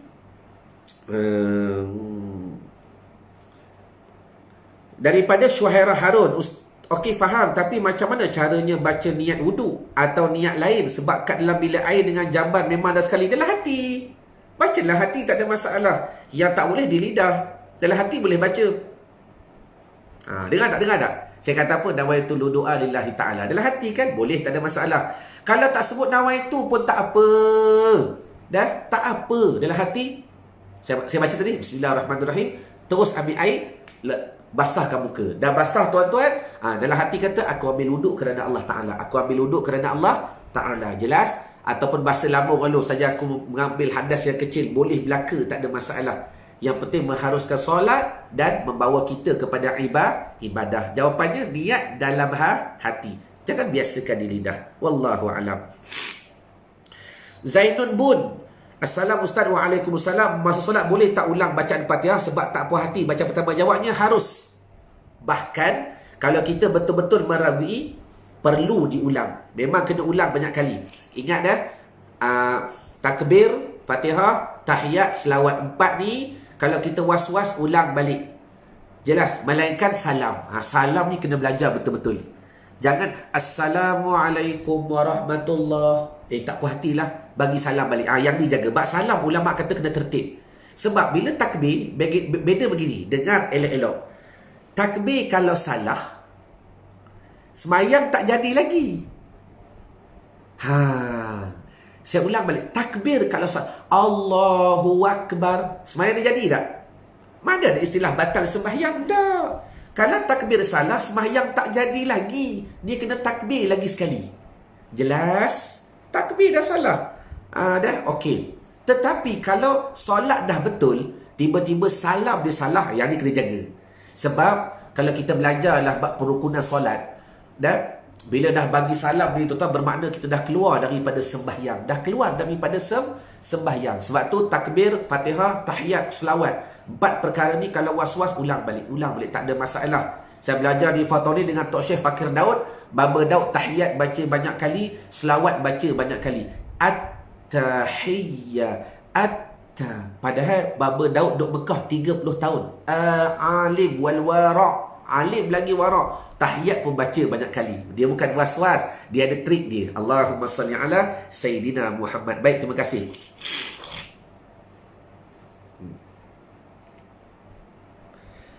Soalan yang seterusnya pada malam ini, Pok Lim. Waalaikumsalam ya Pok Lim. Minta maaf Ustaz, nak menanya mengenai dengan air suam yang kita mandi boleh sambil air sembahyang. Ada yang kata boleh, ada kata tak boleh. Air suam yang kita mandi, air suam yang kita mandi boleh tak sambil air sembahyang ada? Mandi dengan air suam yang kita boleh, yang kita mandi boleh sambil air sembahyang yang ada. Ada kata boleh, ada kata tak boleh. Pok Lim, tak jelas soalan ni, tak jelas. Adakah maksudnya kita mandi dengan air suam panas? Air suam tu kita guna untuk ambil uduk, tak ada masalah. Dia bukan air musyammas, bukan air yang dipanaskan. Dia begini, air yang dipanaskan, air musyammas ni yang dilarang untuk ambil wuduk kalau kita ambil mudarat. Itu saja kaedah. Letak dekat muka, melecur. Letak dekat muka, rasa macam melecur. Itu benda yang tak boleh. Tapi kalau setakat suam-suam panas, biasa kita mandi pagi-pagi kan, shower tu kita buka panas sedikit, kita buka heater, tak ada masalah. Hukumnya harus. Wallahualam. Kalau tak mendapati soalan, saya minta maaf, tulis balik dekat bawah, sebab soalan ni pun saya kurang faham, tapi saya cuba bantu nak jawab. Wallahu a'lam. Jelas? Okey. Soalan seterusnya pada malam ni, Iman JB nak tanya, dalam solat jemaah fardu Isyak, saya tersilap niat baca niat solat sunat tarawih. Nak tanya dalam solat berjemaah fardu Isyak, dia silap baca niat tarawih. Tapi lah pertengahan solat saya baru tersedar dan terus saya ubah niat. Boleh tak Ustaz? Dan sah tak solat saya? Mohon pencerahan. Jawabnya tak boleh. Mana boleh solat sunat nak naik kepada solat wajib? Tak boleh. Dan apa yang perlu Iman JB buat? Habiskan sembahyang, lepas tu semayang balik. Kalau daripada wajib nak downgrade kepada sunat, boleh dengan beberapa syarat. Semayang wajib, semayang fardu, dah. Tiba-tiba sakit perut, baru takbir rakaat pertama sakit perut sangat. Nak tunggu habis 4 rakaat ni tak larat dah, kita jadi mencerit. Ya Allah, aku tukar solat ni jadi solat sunat, boleh. Wajib tukar kepada solat sunat, boleh. Lepas tu dia habiskan 2 rakaat, dia lari pergi jamban, masalah. Tetapi sunat nak tukar kepada wajib, tak boleh. Sebab syarat niat ketika takbir. Bermakna jangan batalkan semayang dengan sengaja, hukumnya haram. Just habiskan solat sekurang-kurangnya 2 rakaat pun tak apa dah, mufaraqah dengan imam. Habiskan 2 rakaat, bagi salam, bangun balik, takbir balik. Solat fardu Isyak lagi sekali. Sebab niat merupakan rukun dalam solat, dan niat itu tepatnya fil takbir, dalam takbir. Wallahu a'lam. Habis. Syukran jazilan. Afwan ya Abu Salim. Okey, Siti Nur Aisyah, Ustaz, imam lepas solat berjemaah baru perasan uzur haid, dan mungkin semasa solat haid itu keluar. Solat makmum berimamkan yang uzur macam mana? Kena ulang ke? Okey, kalau dia dah bagi tahu, maka kena ulang. Kena ulang kalau dia bagi tahu. Kalau dia tak bagi tahu, selesai. Dia mudah je kalau imam bagi tahu, dah. Tapi kalau imam betul, sebab jelas kan solat dia dah batal ataupun solat dia tak sah sebab dia bernajis. Jadi bermakna kalau dia maklum kepada kita, kita kena ulang balik. Kalau dia tak maklum, dah sap-sap soi, tak ada masalah. Wallahu alam, serah kepada Allah Taala. Kita pun tak tahu kan. Kadang-kadang takkan imam tu nak bagi tahu. Minta maaf semua, aku tak mandi junub lagi ni. Tu imam lupa bagi tahu. Lepas-lepas berbuka puasa dia berjimak dulu. Contoh, maaf dah tuan-tuan, cerita terang-terang kan, nak mengaji. Jangan segarlah dengan saya. Ilmu. Dan lepas-lepas berbuka, dia berjimak dahulu. Tuan-tuan, ada sahabat Nabi berbuka puasa dengan berjimak. Sebab apa? Ustaz, takkan sahabat Nabi gila sek? Bukan gila sek. Faham bila ibarat. Kenapa sahabat Nabi berbuka dengan berjimak? Lepas-lepas dia makan, dia selesaikan dahulu hubungan dengan keluarga, supaya pada malamnya dia dapat mengabdikan dirinya kepada Allah. Habis. Dah. Lepas-lepas selesai, tak ada dah. Dia lepak masjid sampai ke subuh. Kita dah habis tarawih balik. 3 round lagi. Maaf saya lah. Allahumma salli ala Muhammad. Dah tuan-tuan, tidak. Tetapi sahabat Nabi, ada yang berbuka bersama dengan isteri. Supaya apa? Malamnya dia nak gunakan untuk menghambakan dirinya kepada Allah. Ni berlaku satu masalah. Contoh, lupa mandi junub. Lepas-lepas tarawih dia umum. Aku terlupa mandi junub. Terus semayang balik lah yang wajib tu. Wallahu a'lam. Ustaz, kalau berus gigi berdarah gusi, batal puasa ke? Ya, batal. Kalau telan gusi tu. Dia kata dia berus gigi berdarah gusi. Ya, kalau kita telan, batal lah. Kalau telan, batal. Tetapi kalau tertelan, dimaafkan. Dia cuba jaga sedaya upaya. Dia gosok-gosok ni, tui. Gosok-gosok ni, tui. Lepas tu, terasa dekat tekak. Yang tu terasa. Tertelan, dimaafkan. Hukum gosok gigi sebelum zuhur harus, lepas zuhur makruh. Sebelum zuhur harus, lepas zuhur makruh. Jelas ke jelas? Wallahu a'lam. Baik. Soalan daripada Muhammad Fakhrul bin Saharuddin. Salam Ustaz, nak tanya, kalau wanita tak berpuasa disebabkan nak menyusukan anak, okey, atau baru lepas bersalin, kena ganti balik puasa sahaja atau kena bayar fidyah atau kena buat dua-dua? Soalannya tanya dekat dia. Muhammad Fakhrul tanya dekat isteri, kenapa tak puasa? Contoh, kenapa tidak berpuasa? Kalau dia kata tak laratlah abang. Bahasa mudah begini, dia tak sebut pun istilah anak. Dia tak kata fikirkan anak, takut anak tak makan, takut anak tak gebu, takut anak tak comel, takut anak tak sihat, takut anak lapar. Dia tak sebut pun perkataan dia risaukan anak. Bermakna Allah bang, tak larat sungguh ni. Dia sebut diri dia sahaja. Hukumnya selepas Ramadan wajib qada sahaja. Ingat formula. Tetapi kalau dia tidak berpuasa kerana nyawa lain, nyawa anak dia, risaukan anak, risaukan kandungan, risaukan baby, risaukan budak yang disusu dan sebagainya. Kalau dia risaukan nyawa lain, habis Ramadan wajib qada dan wajib fidyah. Dua-dua sekali kena, on the spot. Dah. Cuma fidyah tu bayarlah bila-bila masa. Kalau dah confirm bulan Ramadan ni tak puasa, bayar fidyah siap-siap bulan Ramadan ni. Boleh, tak ada masalah. Lepas raya besok qada.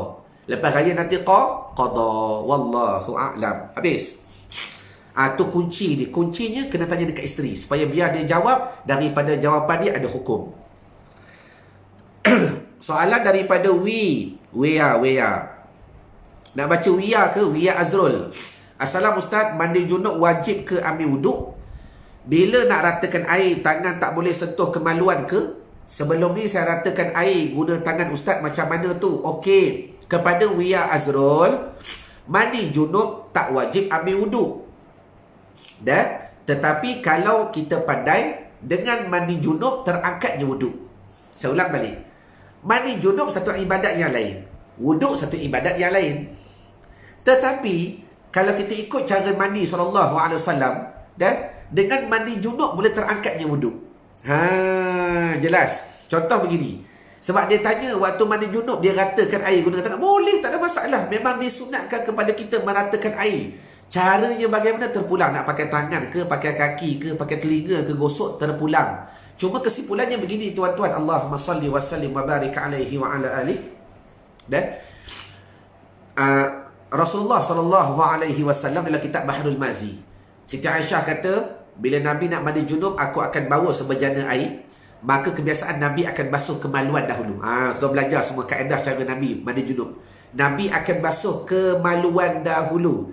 Di sini ulama berkhilaf dalam mensyarahkan perbuatan Nabi ni. Ada setengah ulama kata waktu basuh kemaluan tu dah boleh niat dah. Boleh niat dah sebab sebahagian daripada tubuh. Tak syarat kena kepala baru niat, tak, mana-mana bahagian. Maka kalau tuan-tuan nak buat, mula-mula masuk bilik air, kalau nak mandi, tu nak mandi junub, basuh kemaluan lu, gosok depan belakang.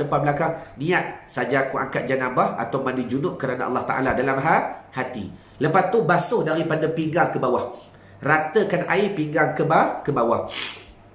Setelah kalian yakin, kemudian ambil kain sal, ataupun kain basahan, tutup daripada pusat ke bawah, pinggang ke bawah. Mandi pula daripada pusat ke atas. Bila dah mandi bahagian atas, dengan syarat jangan sentuh kemaluan lagi, jangan sentuh dubur lagi, jangan kecil dan berak. Basuh pula daripada atas ke bawah. Lepas tu kan kita belajar basuh belah kanan, basuh belah kiri. Maka kata ulama, idza ijtama'a amrayni, apabila berhimpun dua pekerjaan, yang bersamaanlah pekerjaan keduanya, yang tu pembasuh, yang ni basuh, maka yang masuklah yang kecil dalam yang besar, automatik. Maka bila kita habis mandi, terangkatnya wuduk. Jelas ke jelas? Terangkat wuduk. Boleh terus sembahyang. Tapi syarat tak usahlah pegang kubur dan dubur lagi. Jangan buat perkara yang membatalkan wuduk. Jelas ke jelas? Wallahu a'lam. Tuan Haji Muhammad Ghazali, Ustaz, semasa bagi salam ke kanan perlu terlintas di hati bahawa aku hendak keluar sebenarnya. Ya, itu afdal yang terbaik. Saya tak ajar sangat kepada orang awam, melainkan circle saya.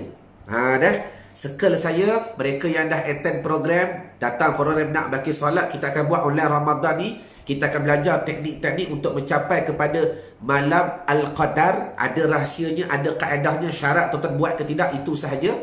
Antara ilmu yang kita ajar, memang kata ulama sunat, Assalamualaikum warahmatullah. Tetapi kepada Tuan Haji Muhammad Ghazali, ujian dia, kalau kita baca lah penafsiran para ulama banyak tak ajak orang awam, takut orang awam nak buat agak susah.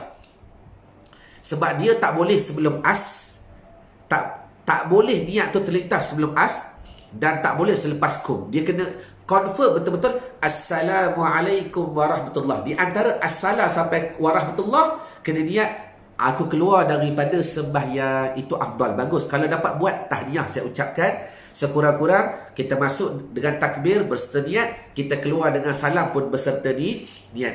Bagi tuan-tuan yang lain yang baru belajar pada malam ini, kalau tuan-tuan nak buat pun bagus.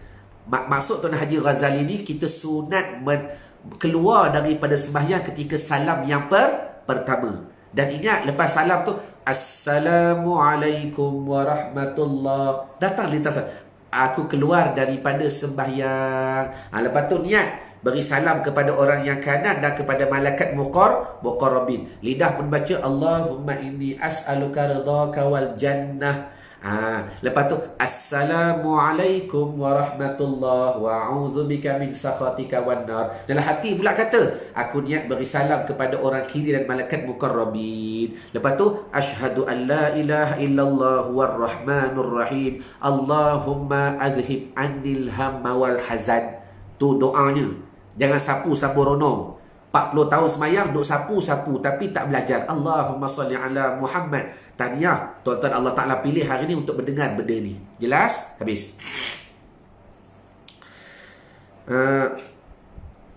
Siti Nur Aisyah, imam wajib bagi tahu makmum ke? Oh, bagus soalan ini. Imam wajib bagi tahu makmum ke?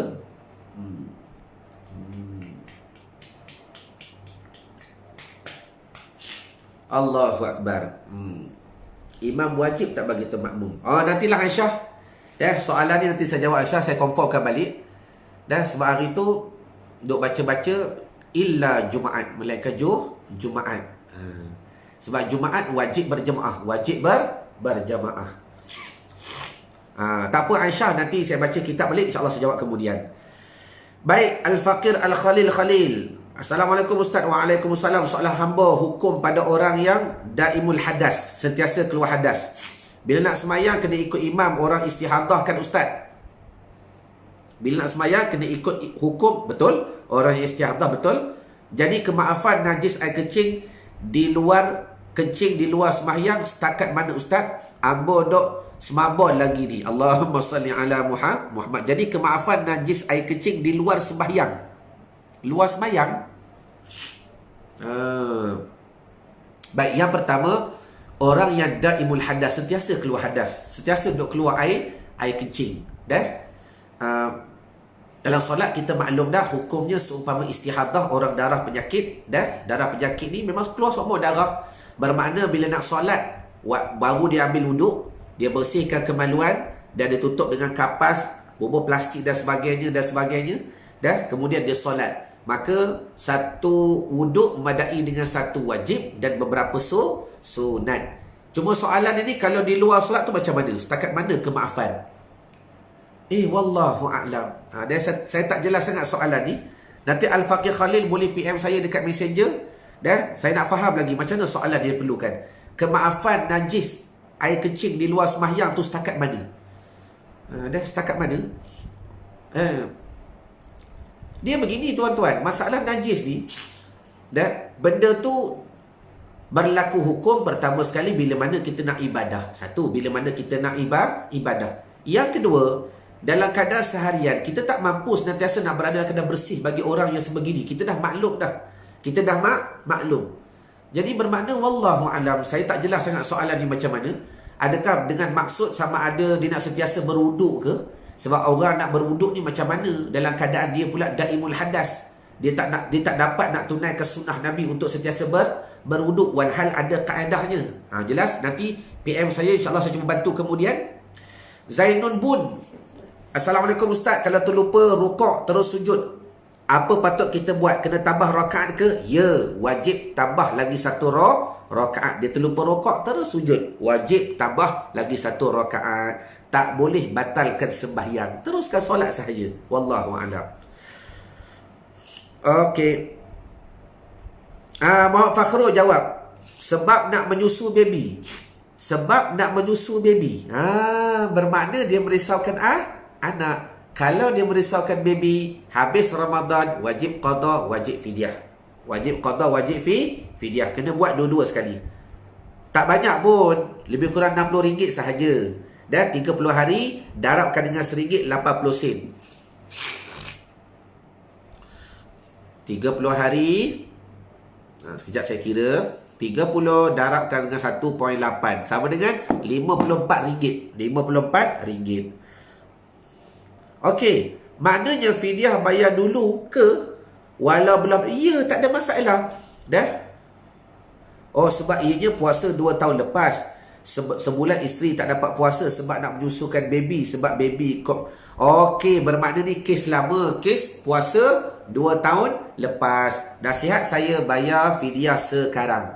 Lepas Ramadan ni qada. Bayar fidyah sekarang. Sebab dah diudik dah. 2 tahun darabkan dengan 2. Tahun pertama dan tahun kedua darabkan dengan 2. Jadi kalau RM54 darab 2, lebih kurang RM108. Wallahualam. 44 kali 2 8. Betul. Habis. Okey, AJ Diana, ketika salam yang pertama antara as dengan kum beserta niat hendak keluar sembahyang. Terima kasih pada AJ Diana mengulangkan balik jawapan saya tadi. Kepada Asnah MW, Ustaz, saya ada soalan yang kedua, silakan. Ustaz, kalau terlupa rakaat kedua, dah buat ke belum, bagaimana? Sedar semasa nak masuk rakaat yang ketiga. Sama ada saya teruskan solat dan lakukan sujud sahwi sebelum beri salam. Mohon pencerahan. Ingat kaedah yang pertama, jangan batalkan solat dengan sengaja, hukumnya haram. 1. Yang kedua, kalau terlupa rakaat, tambah je lagi 1. Tambah je lagi 1. Dia terlupa rakaat yang kedua. Dah buat ke belum? Bermakna mudah, fiqah ni mudah. Dia bahasa begini, kalau kita lupa, 2 ke 3, 2 ke 3, pilih 2. Dah sampai rakaat yang keempat, 4 ke 3, 4 ke 3, pilih 3. Pilih 3. Kemudian tambah lagi 1. Sujud sahwi tu perlu ke? Ya, dalam mazhab Syafi'i, hukumnya sunat. Sunat sujud sahwi. Supaya apa, tuan-tuan? Sebenarnya, tuan-tuan tak usah fikirlah berkenaan hukum sunat tu. Tetapi cuba fikir rahsia di sebalik sujud sahwi tu. Bila mana kita baca subhana man la yanamu wa la yashu, subhana man la yanamu wa la yashu, subhana man la yanamu wa la yashu. Maha suci Tuhan yang tidak tidur-tidur dan tak pernah lupa. Maha suci Tuhan yang tak pernah tidur-tidur dan tak pernah lupa. Maha suci Tuhan yang tak pernah tidur-tidur dan tak pernah lupa. Cuba fikir apa rahsia kita dapat daripada zikir yang kita baca ketika sujud sahwi. Jelas? Maka saya lebih berpegang kepada Allahumma salli ala sayyidina Muhammad sujud sahwi. Kalau terlupa, tak batal. Itu pula hukum dia. Kalau terlupa, tak batal. Jelas ke jelas? Habis soalan daripada Asnah MW. Habis malam ni. Alhamdulillah. Okey. Jadi tuan-tuan muslimin muslimat dirahmati Allah Ta'ala sekalian. Alhamdulillah. Dah pukul 11. Saya dah berjaya dengan izin daripada Allah Ta'ala. Saya menjawab semua soalan. Tak apa Al-Faqih Khalil. Jadi soalan dah tak ada lagi pada malam ni. Kalau Khalil nak tulis dekat ruangan komen pun tak apa. Ataupun Khalil nak PM saya pun tak apa. Sebab saya nak faham di manakah maksud yang sebenar yang soalan tu nak dibawa kepada saya untuk saya bantu Al-Faqih Khalil. Adakah maksudnya sebab nak berwuduk seharian ke? Okey, tu tak cerita bab berwuduk ni. Boleh saya share akhir sekali. Share lah. Sebab hari ni pun tuan-tuan nak tidur cepat kan. Dengar masalah sentuh suami isteri, batal wuduk ke tidak? Amin. Okey, daripada Sahab PT. Assalamualaikum Ustaz. Majlis ilmu yang kita hadir di mana-mana, samakah majlis ilmu live pahalanya? Confirm tak sama. Confirm tak sama. Confirm tak sama. Tetapi ada tapi dia. Pertama sekali kita dah maklum kan, suasana kan keadaan hari ni mengajak kepada kita terpaksa kita berlive. Sebab tuan-tuan memang tak boleh nak pergi surau pun tak boleh. Nak berhimpun 5 orang pun tak boleh. Kan undang-undang negara. Dan undang-undang tu pula berlandaskan hukum fiqh, mengurangkan mudarat daripada mudarat yang lebih besar, iaitu daripada merebaknya COVID-19 itu satu. Tetapi yang kedua, ala kulli hal, walaupun tak sama, konsep kita begini kepada tuan Allahumma salli ala sayyidina Muhammad, Sahab PT. Walaupun waktu sama kita mengajak manusia bersembah dengan manusia dalam bentuk live, tapi akhir sekali tetap kita akan menarik manusia membawa kepada offline. Bermakna hidayah nak menyampaikan kepada manusia ni pelbagai cara. Kata Habib Umar bin Muhammad bin Salim bin Hafiz, Habib Umar kata apa? Gunakanlah segala teknologi yang ada, segala keperluan yang ada untuk menyampaikan maklumat kepada manusia. Yang lebihnya hidayah daripada Allah. Hidayah daripada Allah. Nak cerita di sebab pahala tak sama, bertalaki tak sama dengan live. Tetapi yang paling penting, bertalaki ke, tengok live ke, jumpa guru ke, sama ada dia amal ke tak amal, itu yang lebih penting. Kita nak amalan. Dan tetapi saya melihat tuan-tuan kalau dengan sesi live ni, Allahumma salli ala Muhammad, tuan-tuan tak payah tinggalkan anak bini, boleh duduk di rumah, boleh belajar bersama keluarga dan sebagainya. Ala kulli hal itu lebih berkat. Wallahu a'lam. Jelas? Habis. Baik, ada soalan lagi pada malam ni? Okey, jadi kalau tak ada soalan pada malam ni, saya rasa memadai pertemuan kita pada malam ni. Lebih kurang sejam setengah kita bertemu. Bermula jam 9.30 tadi sehingga sekarang lebih kurang 11:10 minit. Dan mudah-mudahan apa yang kita bincangkan Allah Ta'ala beri faham. Apa yang kita faham Tuhan berikan kepada kita yakin. Apa yang kita yakin Tuhan ubah ia dengan tindakan dan pengamalan. Yang mudah-mudahan bila mana kita beramal tuan-tuan, kita mencapai kepada satu martabat yang dikatakan ilmu ya yakin, yang dibawa kepada ainul ya yakin. Ada soalan lagi daripada Wia Azrul. Sekejap. Tahiyat akhir adalah rukun qauli, betul?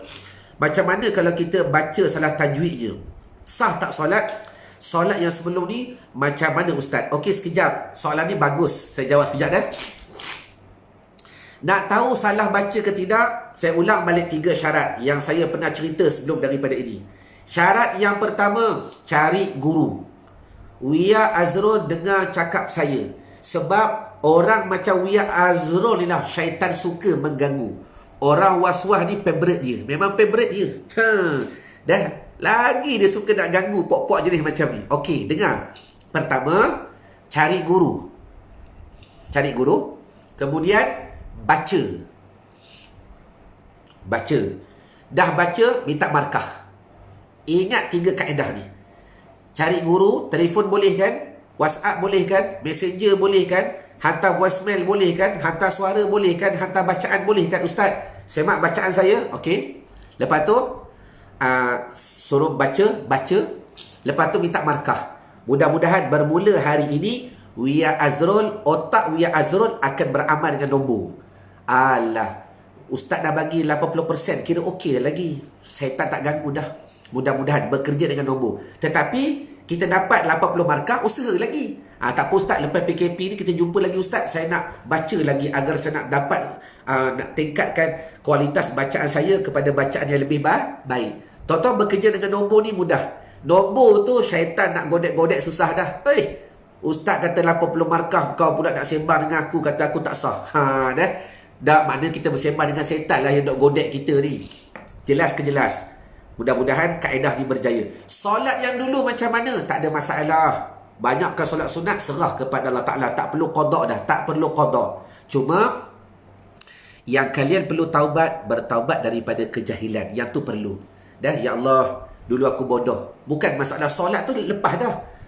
Jangan kita nak qada balik sebab dah sempurna. Terima tak terima, yang tu urusan Allah. Yang penting kita perbaiki agar Tuhan boleh terima balik. Apa yang perlu Azrul buat sekarang,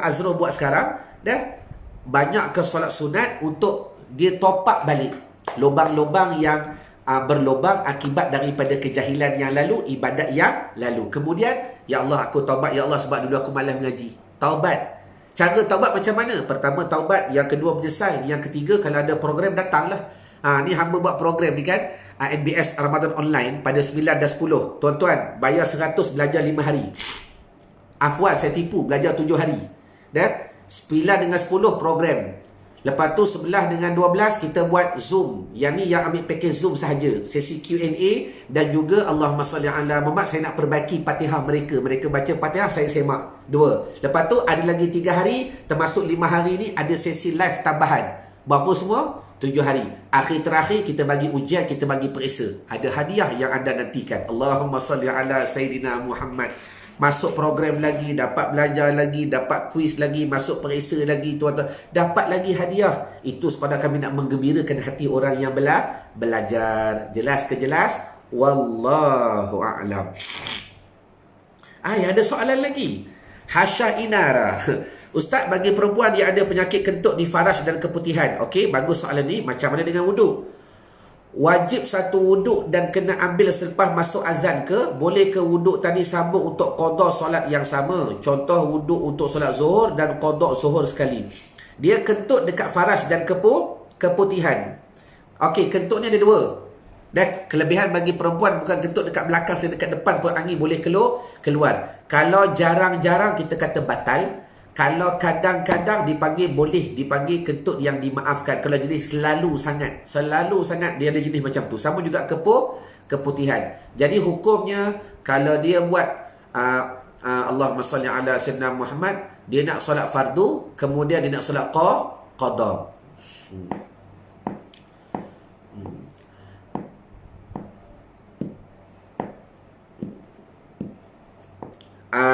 Saya simpan dulu. Soalan hasya inara saya simpan sekejap. Saya was-was untuk menjawab sebab tak datang. Tak datang. Kaedah tu tak datang dalam kepala otak. Tak datang. Wallahu alam. Nanti insyaAllah besok saya jawab. Saya ingat masalah ni, nanti saya rujuk kitab balik. InsyaAllah besok saya jawab. Sebab memang kita belajar kalau macam istihadah, satu wuduk boleh satu wajib dan beberapa sunat. Satu wajib dan beberapa sunat. Tapi kalau masalah keputihan ni dia lain. Dia bukan macam istihadah. Istihadah tu darah.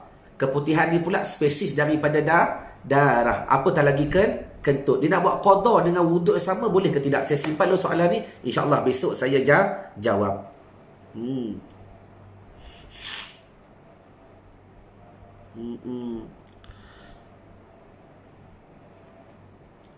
Zangzu, boleh Ustaz bacakan penuh tahiyat yang lengkap dan betul Ustaz? Bismillahirrahmanirrahim. At-tahiyyatul mubarakatus salawatut tayyibatu lillah. Panjang sedikit. As-salah, panjang sedikit. As-salah, jangan pendek. As-salah takut nanti dah buang sabdu. Assalamu alayka ayyuhan nabiyyu wa rahmatullahi wa barakatuh. Assalamu alayna wa ala ibadillahi salihin. Ashhadu an la ilaha illallah. Mata tengok, mulut baca, jari angkat, hati tasdiq. Wa ashhadu anna Muhammadar Rasulullah. Allahumma salli ala Sayyidina Muhammad wa ala ali Sayyidina Muhammad. Setakat tu yang wajib. Yang belakang sunat. Kama sallaita ala Ibrahim wa ala ali Ibrahim wa barik ala Sayyidina Muhammad wa ala ali Sayyidina Muhammad kama barakta ala Ibrahim wa ala ali Ibrahim fil alamin innaka Hamidum Majid. Wallahu alam. Sekadar itu yang disyariatkan, yang banyak para ulama mengajar kepada kita. Allahumma inni qaddamtu wa ma akhartu wa itu sunat yang lain. Wallahu a'lam. Habis. Jelas ke jelas? Kalau saya qada solat setiap kali saya solat, boleh tak? Umairah Hani, kalau saya qada solat setiap kali saya solat, boleh tak? Kalau saya sembahyang sunat duha, saya qadar satu waktu. Kalau solat fardu pun saya qadar satu waktu. Boleh tak Ustaz? Saya tak pasti qadar ke qada ni. Baik, kalaulah maksudnya ditulis tu makna qada, boleh, tak ada masalah. Dia qada ni boleh buat bila-bila masa. Qada ni boleh buat bila-bila masa. Dia buat solat sunat, dia qada satu waktu. Dia buat solat ni, dia qada satu waktu. Jadi sebab dia tulis qadar. Kalau saya qadar solat setiap kali saya solat, boleh tak? Kalau saya sunat duha, saya qadar satu waktu. Kalau solat fardu pun saya qadar satu waktu. Wallahu a'lam. Mudah-mudahan makna dia qada kot. Dia tulis qadar. Jadi kalau soalan ni tidak menjawab, afwan lakum, saya mohon kemaafan. Tapi mudah-mudahan kalau ditanya itu qada, tak ada masalah. Qada boleh buat bila-bila masa. Lepas sunat nak buat qada, lepas fardu nak buat qada pun tak ada masalah. Wallahu a'lam. Okey. Ruslina Ayub, solat terakhir cukup pada hari ini. Nak tanya, ramai teman saya yang amalkan tak batal wuduk bila bersentuhan dengan suami. Mereka kata buat apa nak susah-susahkan diri nak ambil wuduk balik rumah kerana sentuhan tak ada nafsu. Apa hukum bab ni? Okey. Kepada Roslina Ayub dan semua yang berada pada sesi live pada malam ini, saya jawab dengan nisbah pertengahan. Kalam saya berlapikkan daripada Syekhuna Syekh Nuruddin Al-Banjari Al-Makki. Syekh Nuruddin selalu duduk cerita bab ni tuan-tuan. Saya suka nak bawa kepada tuan-tuan dengan kaedah yang pertengahan. Hidup kita ni ada dua ibadah. Hidup kita ada dua ibadah. Satu ibadah yang khusus, satu ibadah yang umum. Ibadah yang khusus ni apa? Semayang, baca Quran, dan semua tu ibadah yang khusus.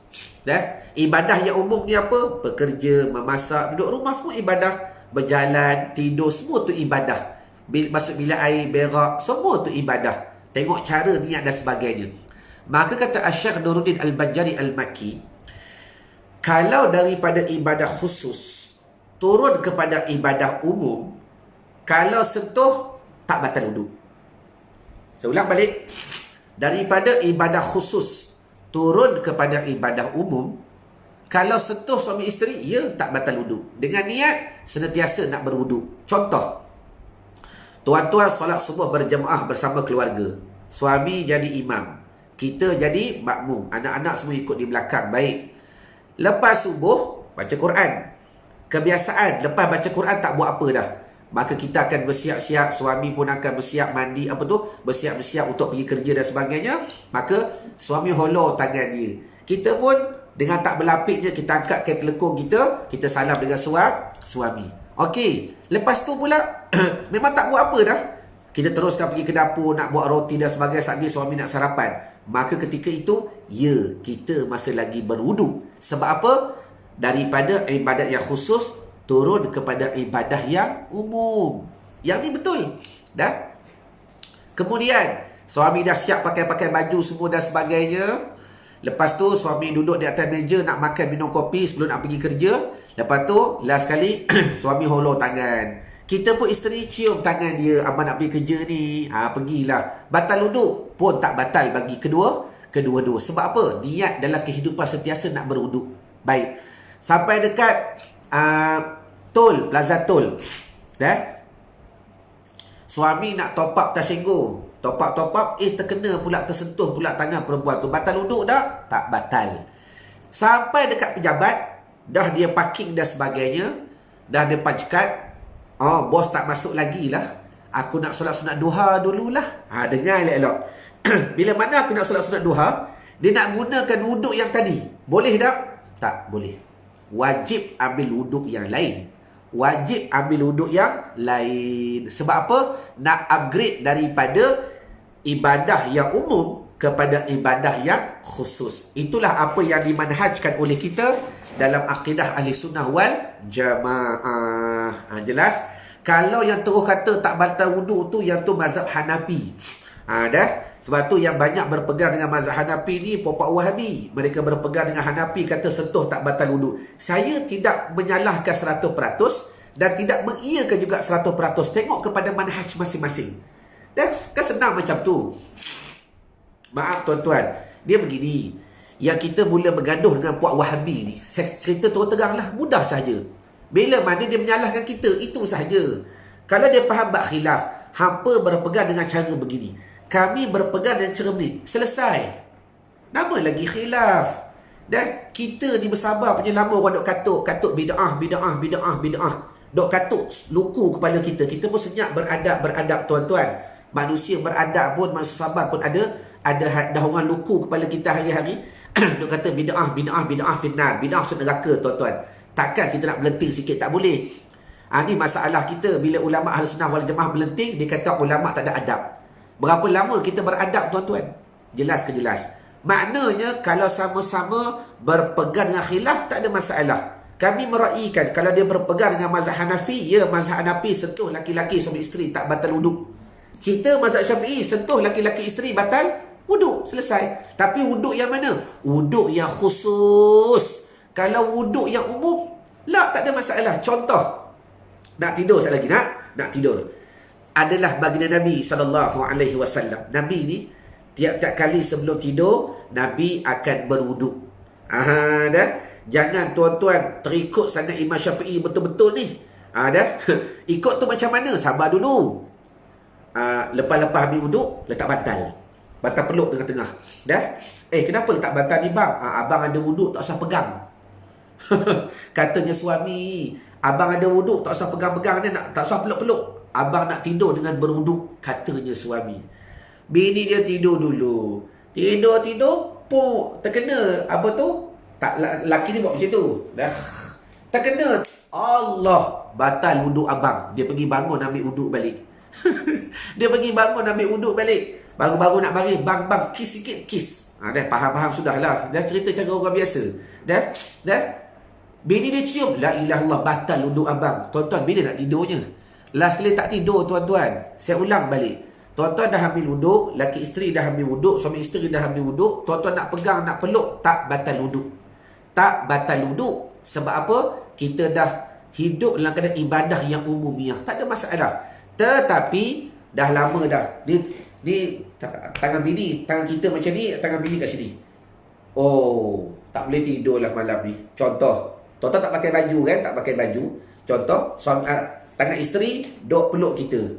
Tak lelap lah malam ni, aku nak bangun lah solat sunat tahajud ke tarawih ke, malam nak sambung lagi 2 rakaat ke 4 rakaat. Tuan-tuan tarik tangan bini ke tepi kan. Nak solat tarawih, kena ambil wuduk yang lain. Tak boleh pakai wuduk yang tadi. Sebab apa?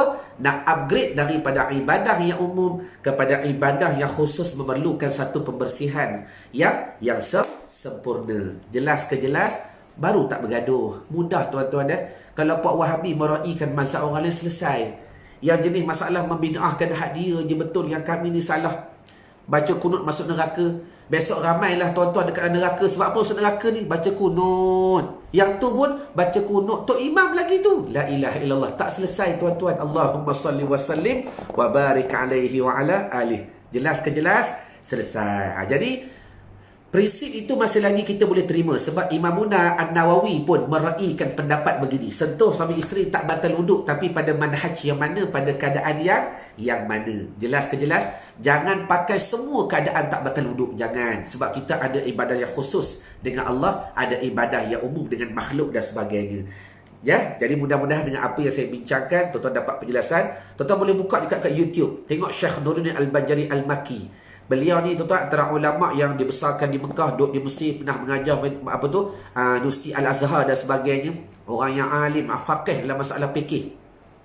Dan beliau juga menukilkan kalam yang sama. Jelas? Jadi kesimpulannya, saya rasa cukup kot untuk malam ini. Mudah-mudahan apa yang kita bincangkan, kalian mendapat sedikit kefahaman, keluar daripada kekusutan, menghilangkan daripada keraguan, menghasilkan kepada keyakinan. Yang paling penting, dibawa kepada tindakan dan perubahan yang begitu besar kepada agama. Jadi jangan lupa niat nawaitu Sabaruddin ada ifardhi syahri Ramadan hazi sanati lillahi ta'ala. Saja aku berpuasa esok hari pada Ramadan pada kali ini lillahi ta'ala. Jadi ma'assalamah wa liqa, sehingga bertemu lagi pada siri-siri yang akan datang. Assalamualaikum warahmatullahi ta'ala wabarakatuh. Yang belum mendaftar, daftarlah. Apa alasan yang tuan-tuan tak nak belajar lagi? Belajarlah tuan-tuan. Ilmu yang saya ajar dalam program NBS ni, ilmu-ilmu yang kita cerita di luar sangat. Fokus untuk program sahaja. Sebab apa? Ada ilmu yang khas, ada ilmu yang umum. Assalamualaikum warahmatullahi ta'ala wabarakatuh. Wallahu a'lam.